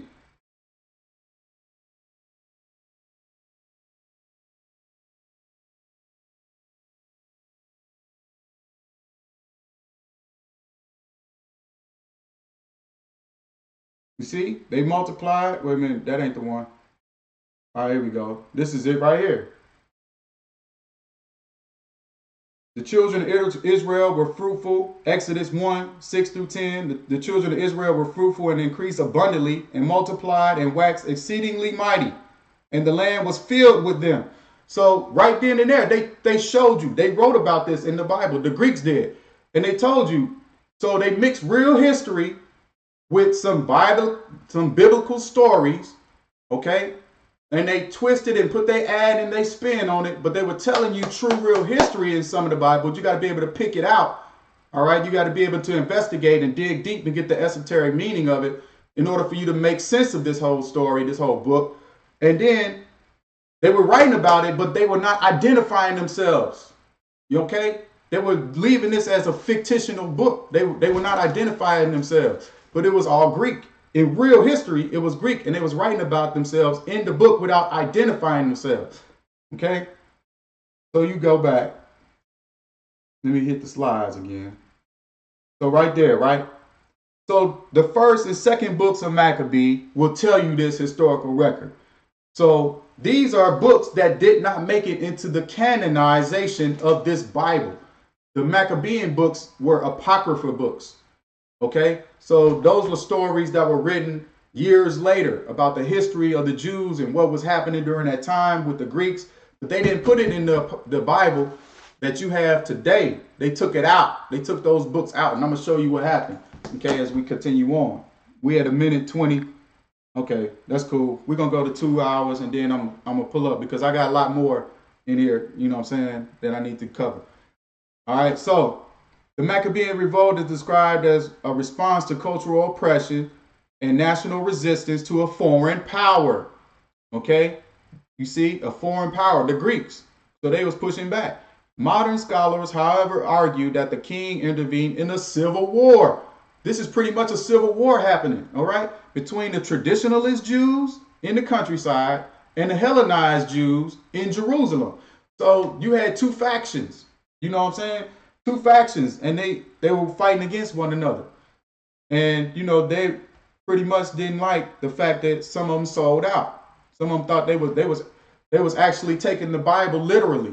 You know, they had a generation of babies that rose up that actually believed in their minds that they were the chosen people and this Yahweh was their God and this, that, and the third, because the elders who came into that area first died off. And they died with them the secrets between the Greeks and the Jews. You know what I'm saying? The Greeks knew. They were telling, you know, they were telling their kids about, you know, the covenant and the deal that was struck with the Arabs and who they were. But the Arabs was believing the book. They were taking this book literally. Just like you got some extreme zealots today who take this Bible literally. You know what I'm saying? People in the church today, they get all emotional. Their cognitive dissonance kick in, and they really actually believe this Bible because that's what they've been taught since they were little, raised up into grown adults. You know what I'm saying? They won't go outside or question this Bible at all. You know what I'm saying? So that's what these people did. That's what happened to these people. Let me go back. All right, so it says here, after the success of the Maccabean revolt, kings of the Hasmonean dynasty continued their quest to the surrounding areas of Judea. Those who remained of the Jewish party favoring Hellenistic influence forced to submit to Mosaic law. So they repeatedly had to force these people to take the Mosaic law. But some who wanted to remain Hellenistic Greeks, okay, because the Greeks were in power, repeatedly called upon the Seleucid Empire for assistance. At this time, however, the Seleucid Empire was weakened by political infighting and other wars, including against Ptolemaic Egypt, reducing their ability to reconquer Judea. So the Greeks had their own problems, you know what I'm saying? So they weren't able to go in and destroy or defeat these Jews and get that right, okay? So as time went on, the Jews continued on, these Arab Jews, they continued on, and then Rome came into power. Rome came into power around 27 BCE. Okay, and the Jews were still in their region, in Israel, Palestine area today. So they had fought the Jews, you know what I'm saying? So when the Romans came in and conquered North Africa, and the Romans ain't nothing more than the Greeks' cousins, okay? They cousins with the Greeks. They the same white European, you know, that came out the Caucasus Mountains. They the same white European Greeks. I mean, the same ones, they cousins to these people. Okay, so the Romans came in and they conquered the region of North Africa. But these Arabs, you know, Greek mix that they now calling Jews were still in North Africa region. Okay, so they had to deal with these people. So they was like, yo, they had wars too, and they rebelled against Rome. So here's what happened to them. So it said the Great Revolt began in the year 66 AD. Originating with Roman and Jewish ethnic and religious tension. So they didn't even get along with the tension because the Romans didn't, you know, abide by the Greek Bible. You understand? So the crisis escalated due to anti-taxation protests and attacks upon Roman citizens. This prompted a wider, larger scale rebellion, and the Roman military garrison of Judea was quickly overrun by the rebels. while the pro-Roman king Herod Agrippa II, together with Roman officials, fled Jerusalem. So Herod, and they wrote about Herod in the Bible too, okay, in the New Testament. They backdated Herod in there. They put his name in there. Here we go again with typology, theological typology. They going back into the story, and then they add names. You know what I'm saying? They put names in the story in the Bible to add validity to it, because the people of that time knew that Herod was a real, actual character in historical history. So they needed to put some real history in the Bible and mix it with the lie in order for people to buy it, the people to, accept it. Okay, so that's what happened. So you have, let's see, going back to the story, the rebellion of the Roman and the Jews. So in the 3rd century BCE, this is what they said. In 320 BCE, the Torah was translated from Hebrew into Greek. Now, I broke that down in my previous video.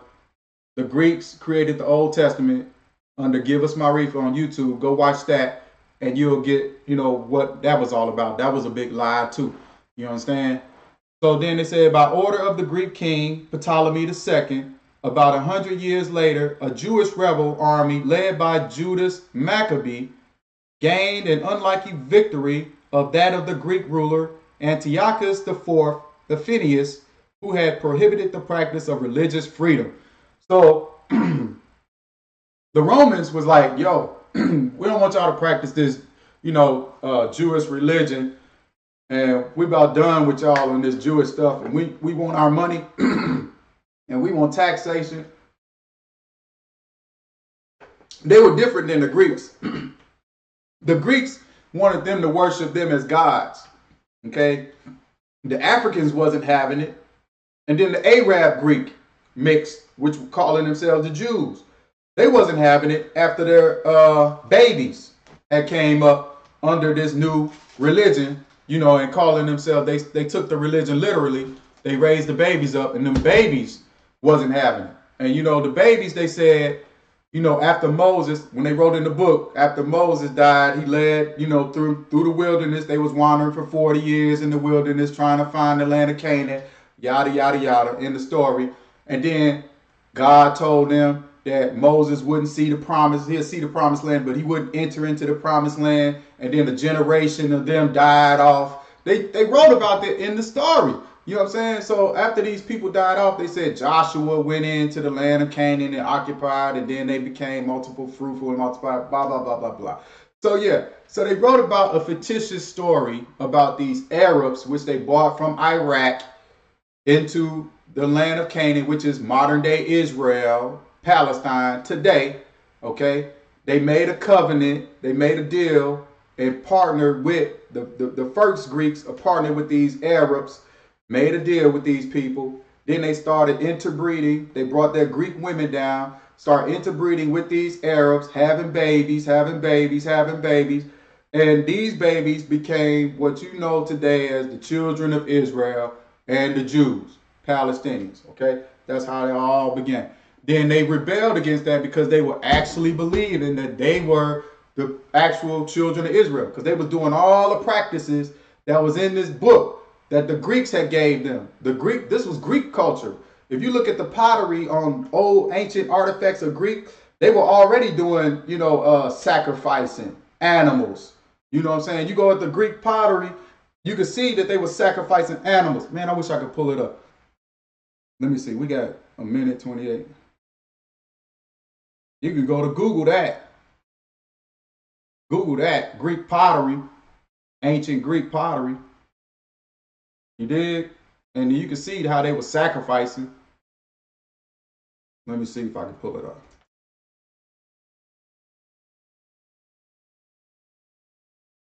Sacrifices to God. See right here, the images. See right here? Look at that. See that? These are Greek people doing the sacrifices already. You dig? Am I live? Wait a minute, hold on. Did I go to this right? No, let me get to my desktop. Okay. There it is. Okay, now y'all can see. Now y'all can see. You see this? Greeks sacrificing on their pottery, you know, they already had this custom. All right. This is nothing new. You know, the Greeks had wrote about this in this Bible. So you saying like, oh, the Jews were the ones who created sacrificing of the sheeps and all this stuff and sacrificing the blood and this, that, and the third. Man, those rituals were going on with Africans. Africans was, you know, doing rituals. You know what I'm saying? That's where you get voodoo from. You know, voodoo rituals, which they wrote about in the book of Leviticus. The book of Leviticus is all voodoo rituals. You know what I'm saying? The whole book of Leviticus, the sin offering, you know, all of this, that, and the third. So the meat offering, the burnt offering, where they had to sacrifice and cut, you know what I'm saying, and put the blood on the altar and all that stuff. That's been throughout that culture, that region. Ain't no Jews created that. You know what I'm saying? Ain't no children of Israel created that. That was old. That was an old tradition. That was, man, the whole book of Leviticus is all about African, you know, voodoo rituals. So if you go in and Greeks, they stole the culture. You know what I'm saying? So they wrote about that in the Bible. The Greeks wrote about that in the Bible. You can see it right here, the imagery. You know what I'm saying? They've been sacrificing. You know what I'm saying? This is Greek pottery. Okay? This is Greek pottery. Look, sacrifices on the altar. This, man, you can look at voodoo. Voodoo. Okay? African voodoo sacrifices.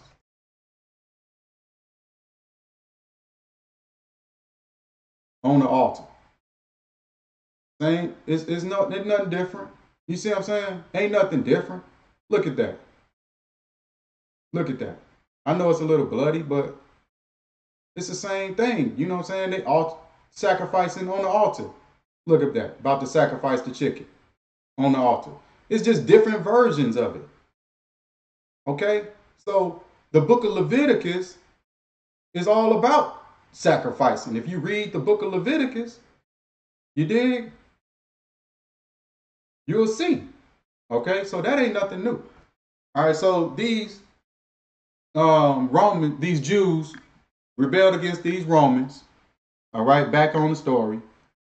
And they were rebelling back in 66 AD. They had rebelled against the Greeks.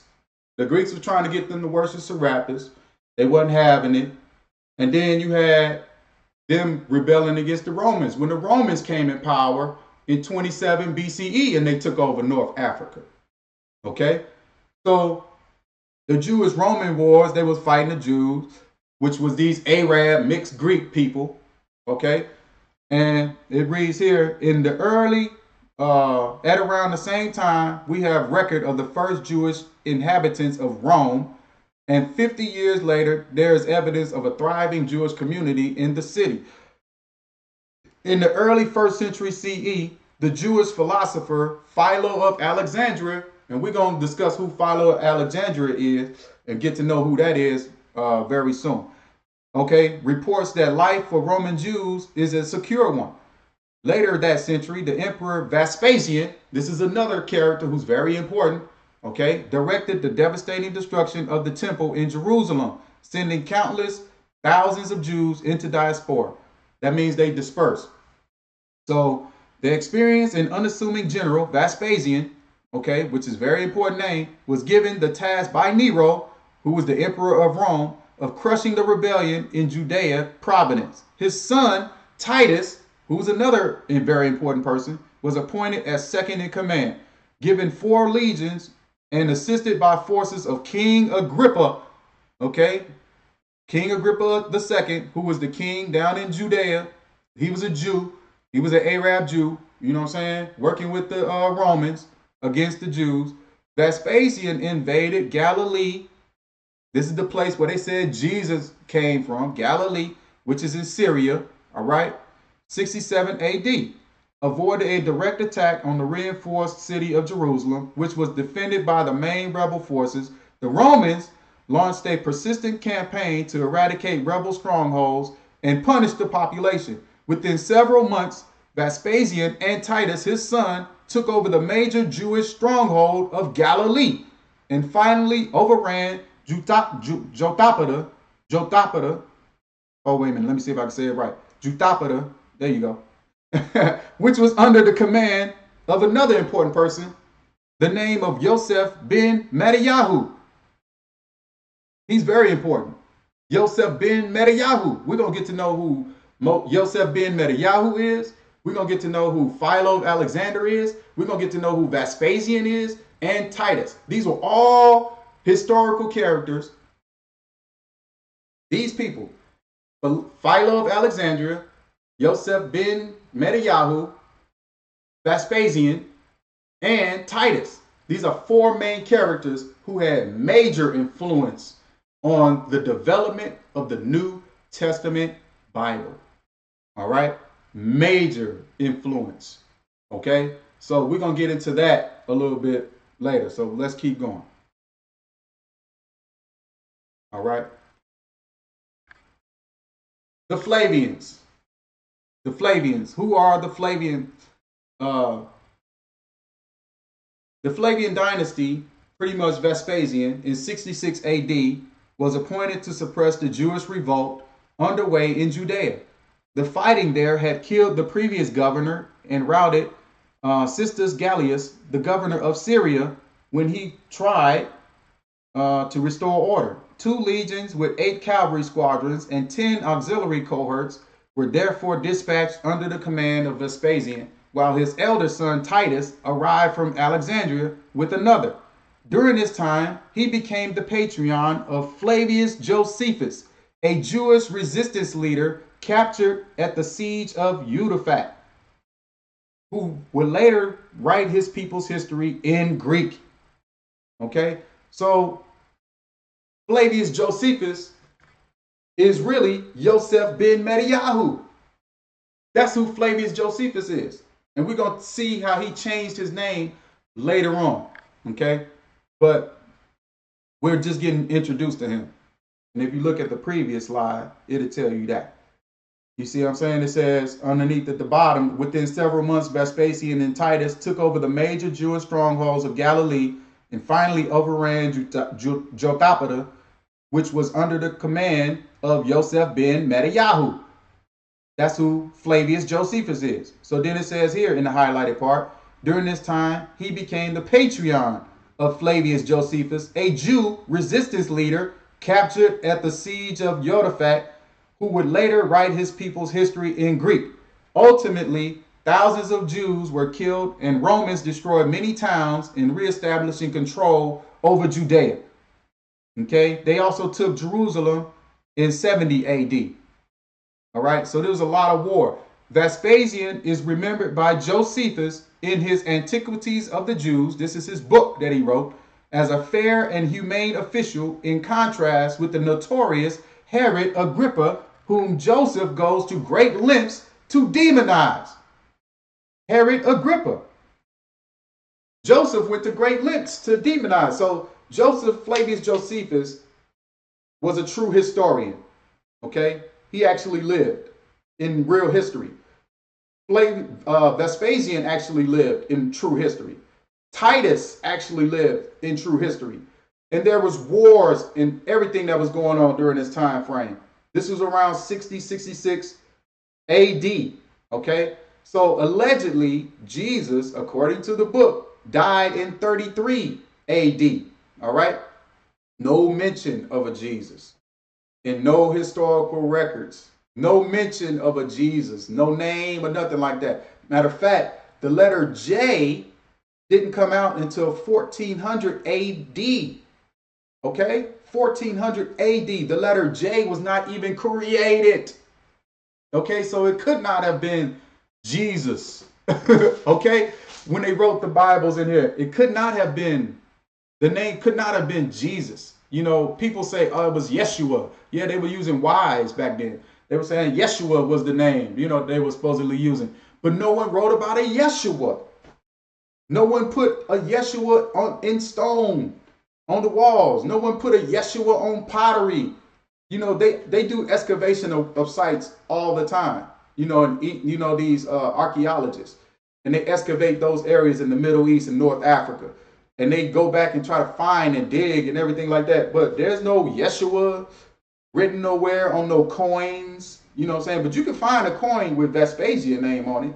It's in the British Museum today. You can find the clay tablets, you know what I'm saying, of the Epic of Gilgamesh. It's in the British Museum today.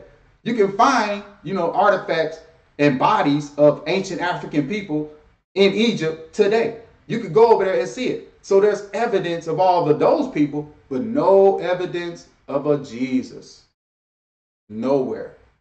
No evidence except in this book, which was written by the Greeks and the Romans. Okay? The only place you're going to find it. So what does that tell you? You know what I'm saying? So keep moving. So here you see the coin of Vespasian. You know, so that tells you he had evidence of his existence on this earth. Okay? His history was written by historians. Vespasian, his conquests. You know, he was a Roman, you know, general who became, you know, the emperor in Rome. All right? So Titus, let's read here, gained renown as a military commander, serving under his father in Judea during the First Jewish-Roman War. The campaign came to a brief halt with the death of Emperor Nero in 68 AD, launching Vespasian's bid for the imperial power during the year of the four emperors. When Vespasian was declared emperor in July of 69, Titus was left in charge of ending the Jewish rebellion. Okay, in 70 AD, he besieged and captured Jerusalem and destroyed the city and the second temple. For this achievement, Titus was awarded a triumph, the Ark of Titus, commemorate of his victory to this day. And you can see the Ark of Titus today in Rome. So let's see if we can pull it up here. Let me see what we got. That's topology. Roman Inquisition. We'll get to that. Let me see if we can do this here. I'm going to take these and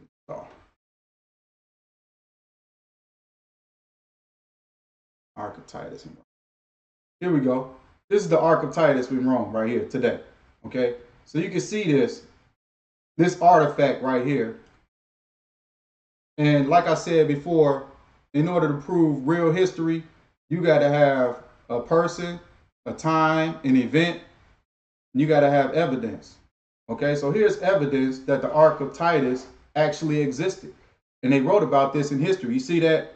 That's the Jewish, you know, Arab Ark of the Covenant, which they came back and they took back with them after they defeated the Jews in 70 AD. They defeated them and they brought it back and they actually wrote about it and they put it in stone. You see what I'm saying? So whenever a conqueror, you know, destroys a people or has a large military victory, you know, they want to brag about it. You dig? So they wrote about that stuff. That's why I was telling you earlier, like Exodus never would have happened. You know what I'm saying? Because these people, you know, they would have put that on there as something major that occurred. You know what I'm saying? It was a catastrophic event that occurred. They would have wrote about that. You know, they would have put it in stone. You know what I'm saying? They would have bragged about that from century to century. But there's nothing, nowhere on any walls or reliefs or temples or nothing, no caves, nothing about, you know, this major event, you know, like parting of the Red Sea and, you know, Pharaoh, you know what I'm saying, Moses freeing the Jews and all of this, that, and the third that you see in the book. Nowhere. But you can find artifacts of other real historical events, like the Ark of Titus. All right, so let's go back. Slideshow. Let's go back. All right, keep it moving. Here we go. All right, Titus Flavius Josephus. Remember back in the other part we said that his name was Joseph ben Mediahu. He was a Jew. That's what he was born as. That was his name when he was born. Joseph ben Mediahu. He was a Jew. You know what I'm saying? So he changed his name. So let's read about him. Titus Flavius Josephus was a first century Roman Jew, scholar, historian, hagiographer, who was born in Jerusalem. You know, so he was historian. He wrote about people, and he also wrote autobiographies, He wrote about the saints. You know, a hagiographer is someone who writes about the saints and all of this, that, and the third. So he was a writer. And, you know, he had other things and stuff like that. He was like a philosopher, a scholar, okay? But they put him in command, you know, of these armies and stuff. Because back then, during that time, the religious or, the priestly people were put in charge of the armies. It's almost like having, Martin Luther King being the leader of, the rebellious movement or something like that, okay? So that was his position. And he was a Jewish, rebeller, leader of the rebellion. So let's keep on reading. He was born in Jerusalem, then part of Roman Judea, you know what I'm saying, to a father of priestly descent and a mother who claimed royal ancestry. So she was probably one of those Arab women who came, over. And then he was, a part of that whole priestly thing. So they started, practicing, the books of the Bible and stuff and the Torah that the Greeks wrote, and they adopted that culture and this, that, and the third. And they became Hellenized, and then he grew up under them auspices, you know what I'm saying? So he initially fought against the Romans during the First Jewish-Roman War as head of the Jewish forces in Galilee. So he surrendered in 67 AD to Roman forces led by who? Vespasian, led by this dude. You know what I'm saying? Vespasian. All right.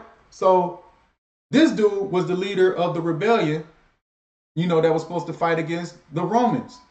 So Vespasian, after 6 weeks, he seized Josephus. Josephus claimed the Jewish messianic prophecies that initiated the first Roman-Jewish war made reference to Vespasian becoming emperor of Rome. Okay? So he told Vespasian that, hey man, he came down and he saw his whole army, right? And he saw how mighty the Roman army was. And he had a little rebellion Jewish army. And he saw Vespasian come down with all his troops. They was about to kill their ass in Galilee, right? And then, Yosef ben Yahu, he bitched up. You know what I'm saying? He bitched. He's like, oh shit, they too big. They too many. You know what I'm saying? So after that, he turned around and told Vespasian, no, you are the one that we've been seeking in our book. You know what I'm saying? You are the messianic, leader that we've been looking for. But here's Vespasian. He's a Roman. You know what I'm saying? And Joseph Flavius, who was Joseph ben Mediahu, he was a Jew, an Arab Greek mixed Jew. Okay? And he's telling Vespasian, who's a white European Roman, that you are the Messiah that we've been waiting for. That's in the book. Is the messianic, prophesied Messiah that was supposed to come. You are that person. He's telling Vespasian this.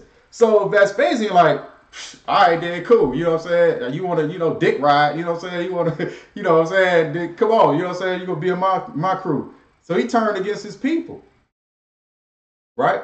So Joseph Flavius, it says here, after the Roman forces led by Vespasian, after 6 weeks siege of Josephus, Josephus claimed the Jewish messianic prophecies that initiated the first Roman-Jewish war made reference to Vespasian becoming emperor of Rome. Okay? So in response, Vespasian decided to keep Josephus as a slave and interpreter. Okay? So he won't keep him as one of his interpreters for the Jews. This is one of these, exiled, spies, you know what I'm saying, who turned on his people, became a traitor. And he was a leader for the rebellion. And he grew up in priestly household and his mother was royalty. So he knew all of the traditions of the Jews and stuff like that from this book. He knew all of that stuff, the prophecies and all the sacrifices and all of that crap that they wrote about, the Greeks. He knew about that Greek culture. And he was telling Vespasian that he was going to be emperor and giving him these visions and all this, that, and third. He read that crap back in Genesis where Joseph, told, the Pharaoh in Egypt the same crap. You know what I'm saying? So he used that old trick, on Vespasian. Vespasian was like, all right, then, it is what it is. You could be part of my crew, whatever. So then It says, in response to Vespasian deciding to keep Josephus as a slave and interpreter, after Vespasian became emperor in 69 AD, he granted Josephus his freedom, at which time Josephus assumed the emperor's family name of Flavius. He became part of the family. Here he is, a traitor. First, he was a rebellious leader. He saw Vespasian, great army come down on Galilee. They was going to fight in Syria. All right? Let me show you. Hold on. So when they came down and they marched, on in this area, they were supposed to meet right up in here. Okay? In Syria, Galilee area. Galilee around here, Damascus and stuff in Syria. So when the Romans came down, and they came down in this area, they met them right there. And then, Josephus, he bitched up. He was like, yo, man, they mighty. You know what I'm saying? I ain't trying to fight them like that, man. You know what I'm saying? They came deep. You dig? They came deep, man. And he had like probably a few little army, you know what I'm saying? They came deep. And he was like, he bitched up and turned against his people. Then he became, their slave and interpreter to Vespasian, his right-hand man. You know what I'm saying? He's interpreting everything about the Jews, that the land in which the Romans conquered. Okay? And he's pretty much giving them all the inside information. So, reading on, Flavius Josephus, who changed his name to Flavius Josephus, and he left his whole Jewish name behind, Yosef ben Mattiyahu. Then he changed his name to a Roman name, Flavius Josephus. He fully defected to the Roman side and was granted Roman citizenship. Okay, so he gave up his citizenship as a Jew, and then he went totally with the Roman citizenship. He became an advisor and a friend of Vespasian's son, Titus, serving as his translator when Titus led the siege on Jerusalem. So Titus, he was still going in to finish the job because his father, Vespasian, had went in and conquered Galilee, and Titus was by his side. Vespasian went back to Rome, and he became, emperor. And Titus was finishing the job of conquering North Africa, okay? And he took the siege in Jerusalem. And here he had this traitor, Yosef ben Mattiyahu, who traded on his Jewish, Arab, Greek people. And he changed his name to Joseph, Flavius Joseph. He was a traitor. So since the siege proved ineffective at stopping the Jewish revolt, the city destruction and the looting and the destruction of Herod's temple, the second temple, soon followed. So Titus destroyed the temple. Since he couldn't, lay siege to Jerusalem, it was too many damn Arabs in the area. You know what I'm saying? So he couldn't took the siege, it was a lot of Arabs down there. You know what I'm saying? So they was deep down there. So he destroyed the temple instead. He said, I'm going to go ahead and destroy your religious structure. I'm going to take away, your religious structure and what you, feel that you have your power associated with. The people thought that they had their power from God from this book. You dig? And they was like believing in that, just like, Muslims today believe in, the Quran in Islam, and they getting their power, from Allah and the Quran, and they strong and mighty and this, that, and third because of the religion and the book. You know what I'm saying? So that's the same situation with, Titus in Rome. Titus, Roman came down to fight Jerusalem. It was too many of them Arabs down in there. And they was thinking they was the children of Israel and this, that, and the third. And they was ready to die for that shit. You know what I'm saying? So he was like, yo, man, all right, so I'm going to destroy this temple instead. And I'm going to get rid of their religion. You know what I'm saying? So that's what he did. So Josephus recorded the Jewish history with special emphasis on the 1st century CE and the first Jewish-Roman war. So Josephus, he was recording the histories of the Jews. And that would have included Jesus. He said he wrote about the 1st century CE, the 1st century ACE. That would have included Jesus. But Josephus didn't write nothing about no Jesus. He didn't say nothing about no Jesus, coming as the Savior and this, that, and third. And, he walked on water and he died on the cross for our sins and all this, that, and third. Man, Josephus didn't write nothing about that. He was a historian. He didn't write nothing about that. You know what I'm saying? And he was a Jew, so he knew about that. So had he been, if Jesus was real or whatever, You know, Josephus would have wrote about him. Josephus would have wrote that. But Josephus did write about him. He wrote about him in this book. Okay? And I'm going to get to that in a minute. He wrote about Jesus in this book.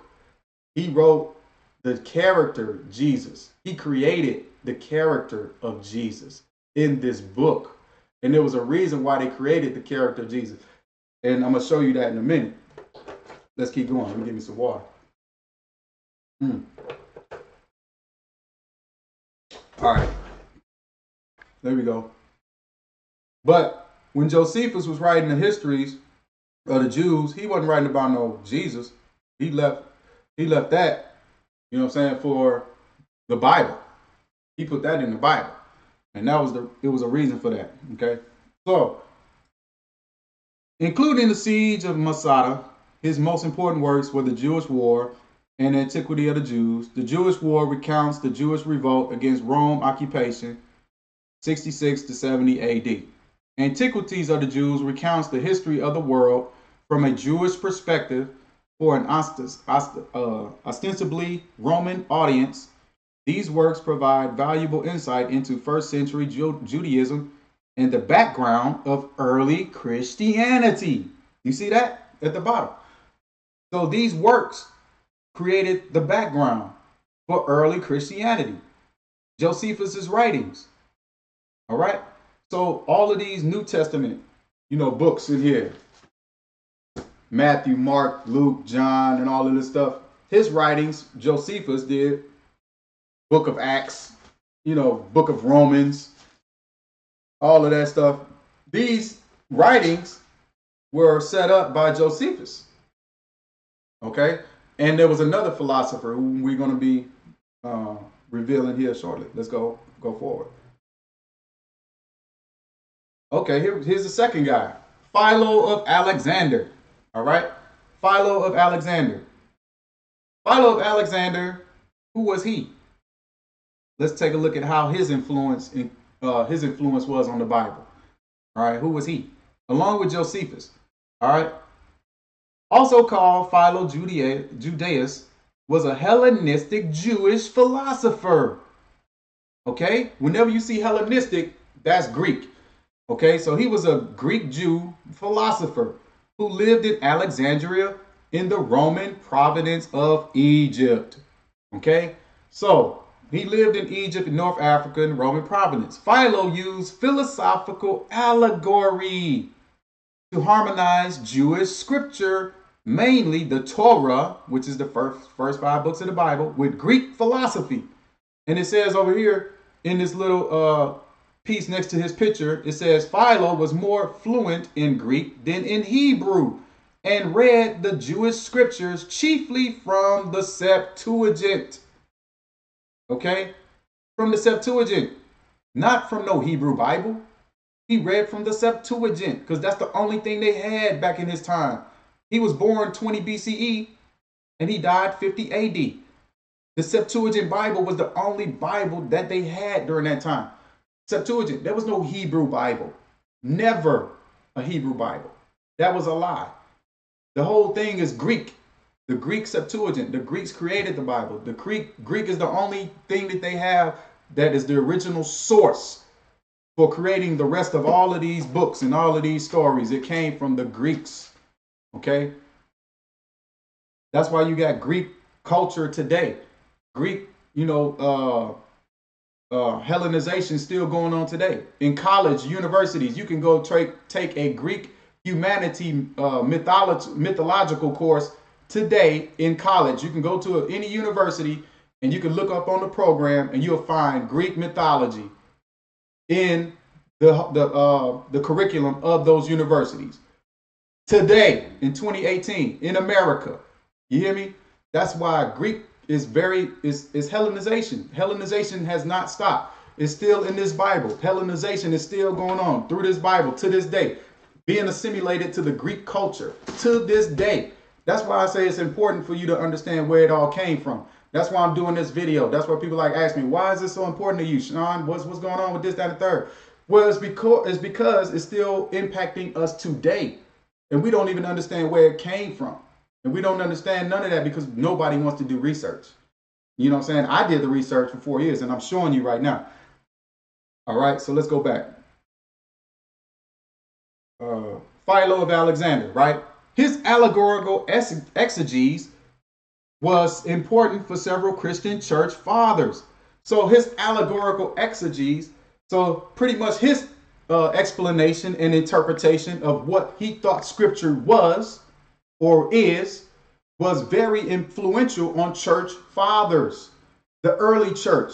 So Philo of Alexandria, his explanation of the scriptures, the Torah, the Septuagint, Torah, okay?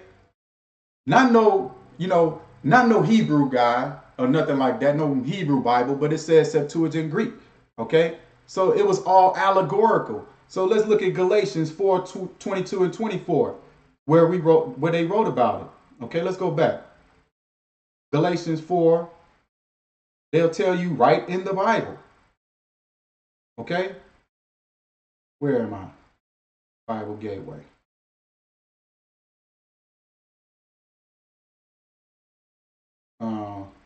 Let me use one I already used. Galatians 4.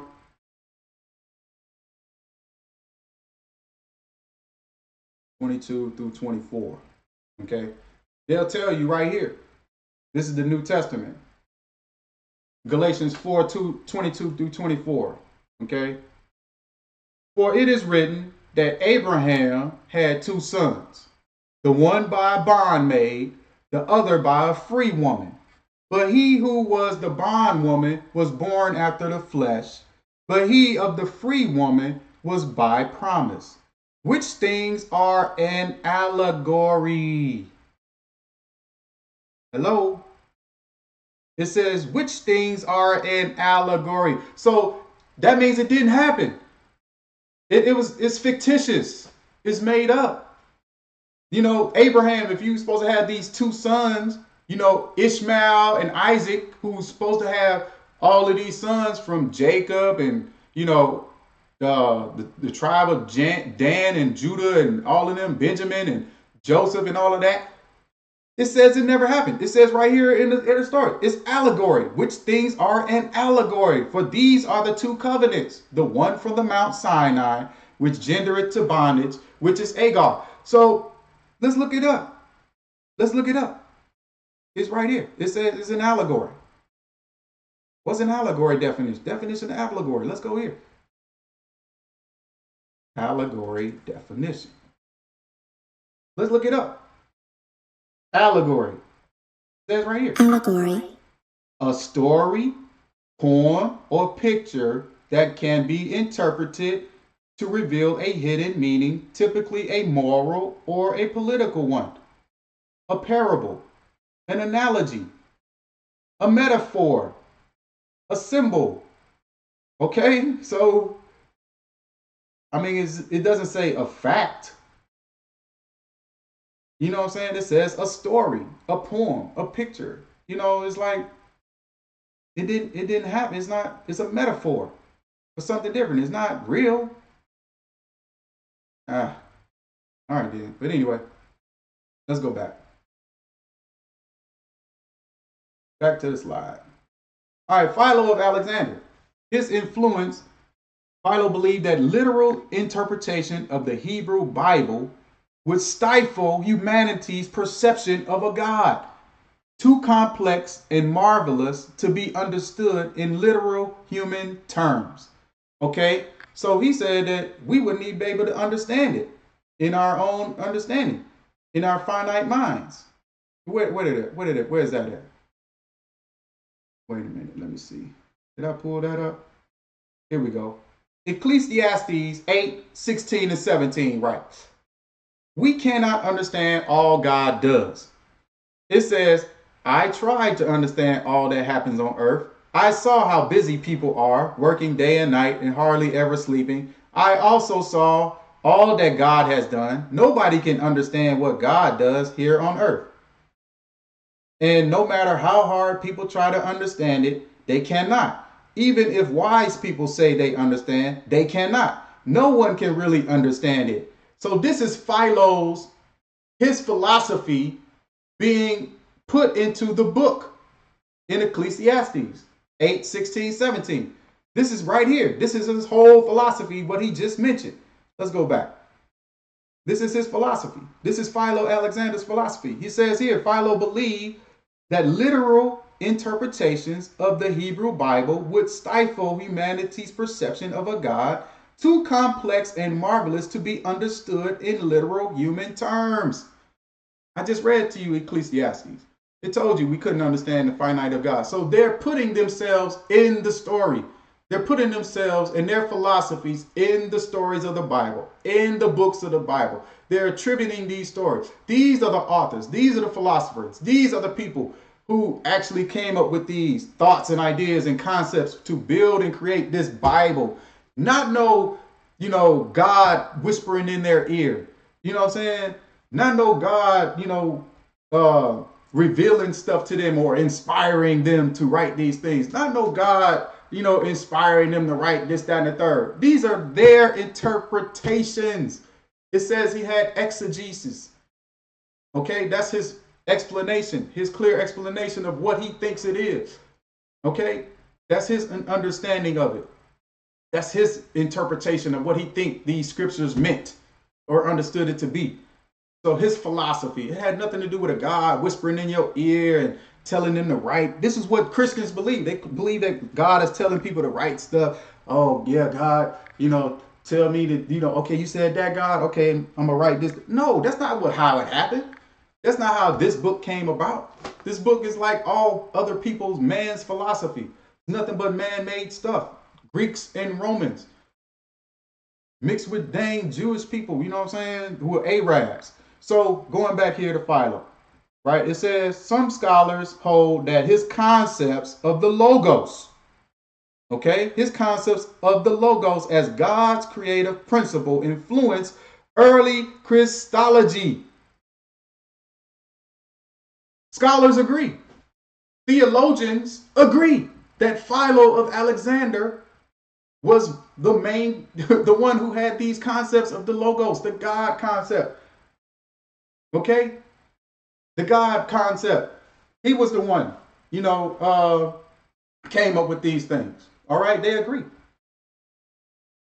So it says here, other scholars deny direct influence. So they don't even, some agree, some don't. They go back and forth. But here, the only event in Philo's life that can be decisively dated is his participation in the embassy to Rome in 40 CE. He represented the Alexandrian Jews in a delegation to the Roman Emperor Gaius Caligula,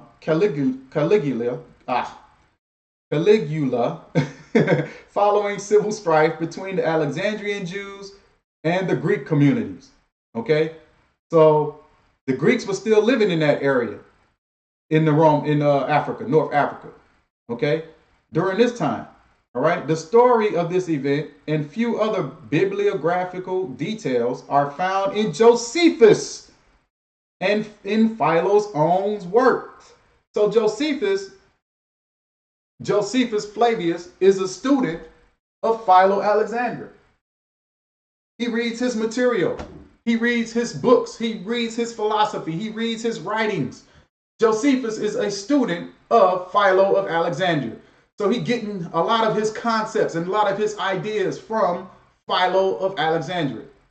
And Philo was the one who came up with the concepts of the logos, who came up with the concepts of allegories, who came up with the concepts of writing in parables.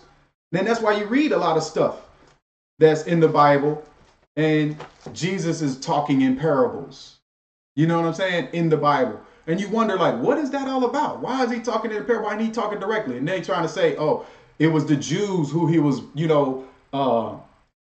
talking secretly against. The Sadducees, the Pharisees, the leaders of the church, Caiaphas and all of them, the Jewish leaders of the church. Jesus was trying to keep a secret with his disciples and this, that, and the third. All of that story, all of that stuff, how they wrote those stories, those gospel stories came from the ideas and concepts of Philo Alexander and Josephus Flavius. Okay? These two Jewish, Greek, these Jew Greeks Arabs who converted to Roman and Hellenization were the ones who authored these biblical stories. The Greeks wrote the Old Testament. These guys wrote the New Testament. Okay? So, let's go back. Here we go. On the right, it says, Philo wrote that God created and governed the world through mediators. Logos is the chief among them, the next to God, demerged of the world. Logos is immaterial, an adequate image of God, his shadow, his firstborn son. This is the concept of the Holy Trinity. Okay? Being the mind of the eternal Logos is imperishable. He is neither uncreated as God is, nor created as men are, but occupies a middle position. He has no autonomous power, only an entrusted one.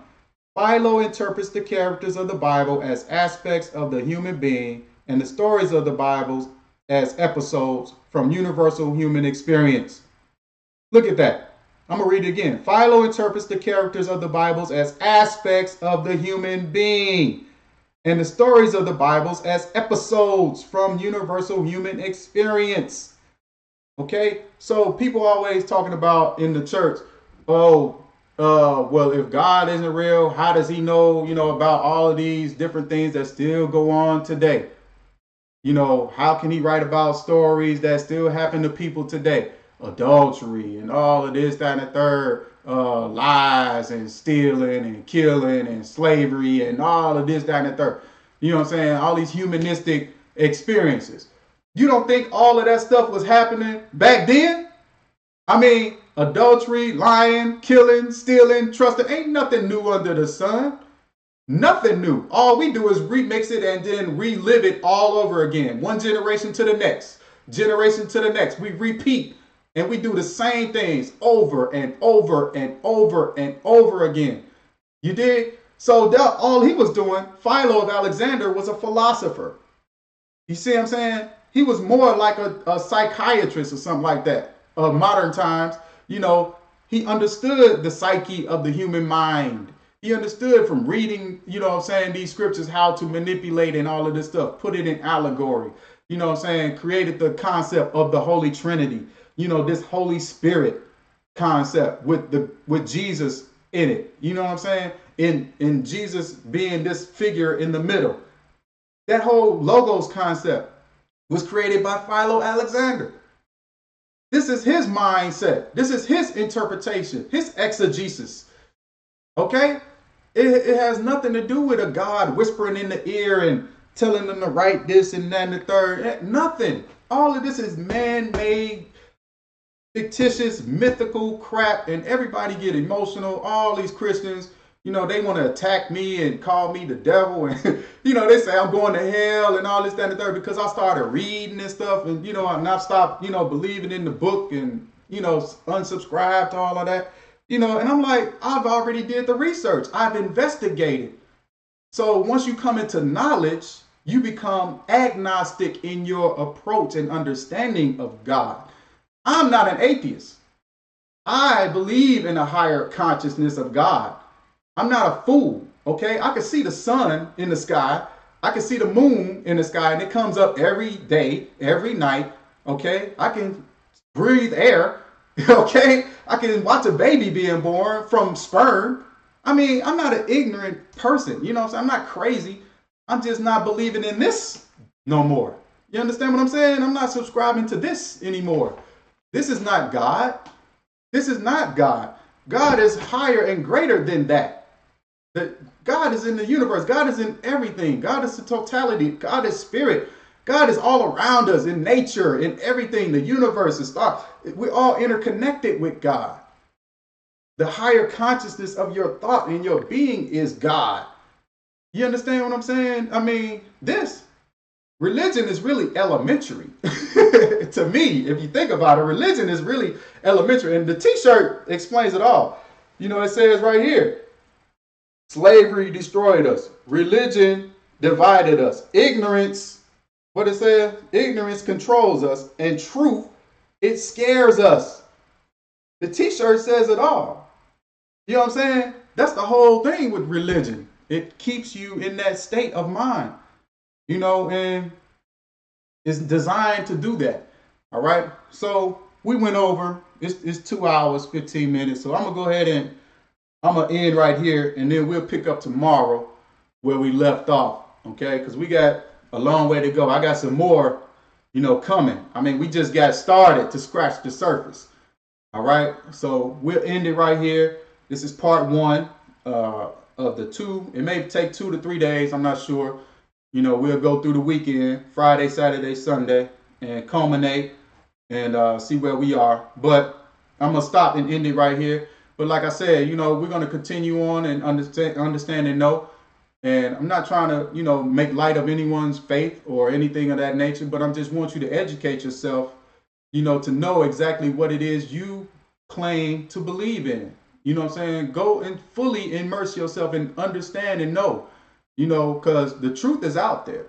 Once you seek it, you find it. You know what I'm saying? And once you read it, you'll free your mind, you know, from the matrix. So until next time, I'll say love and light. Peace.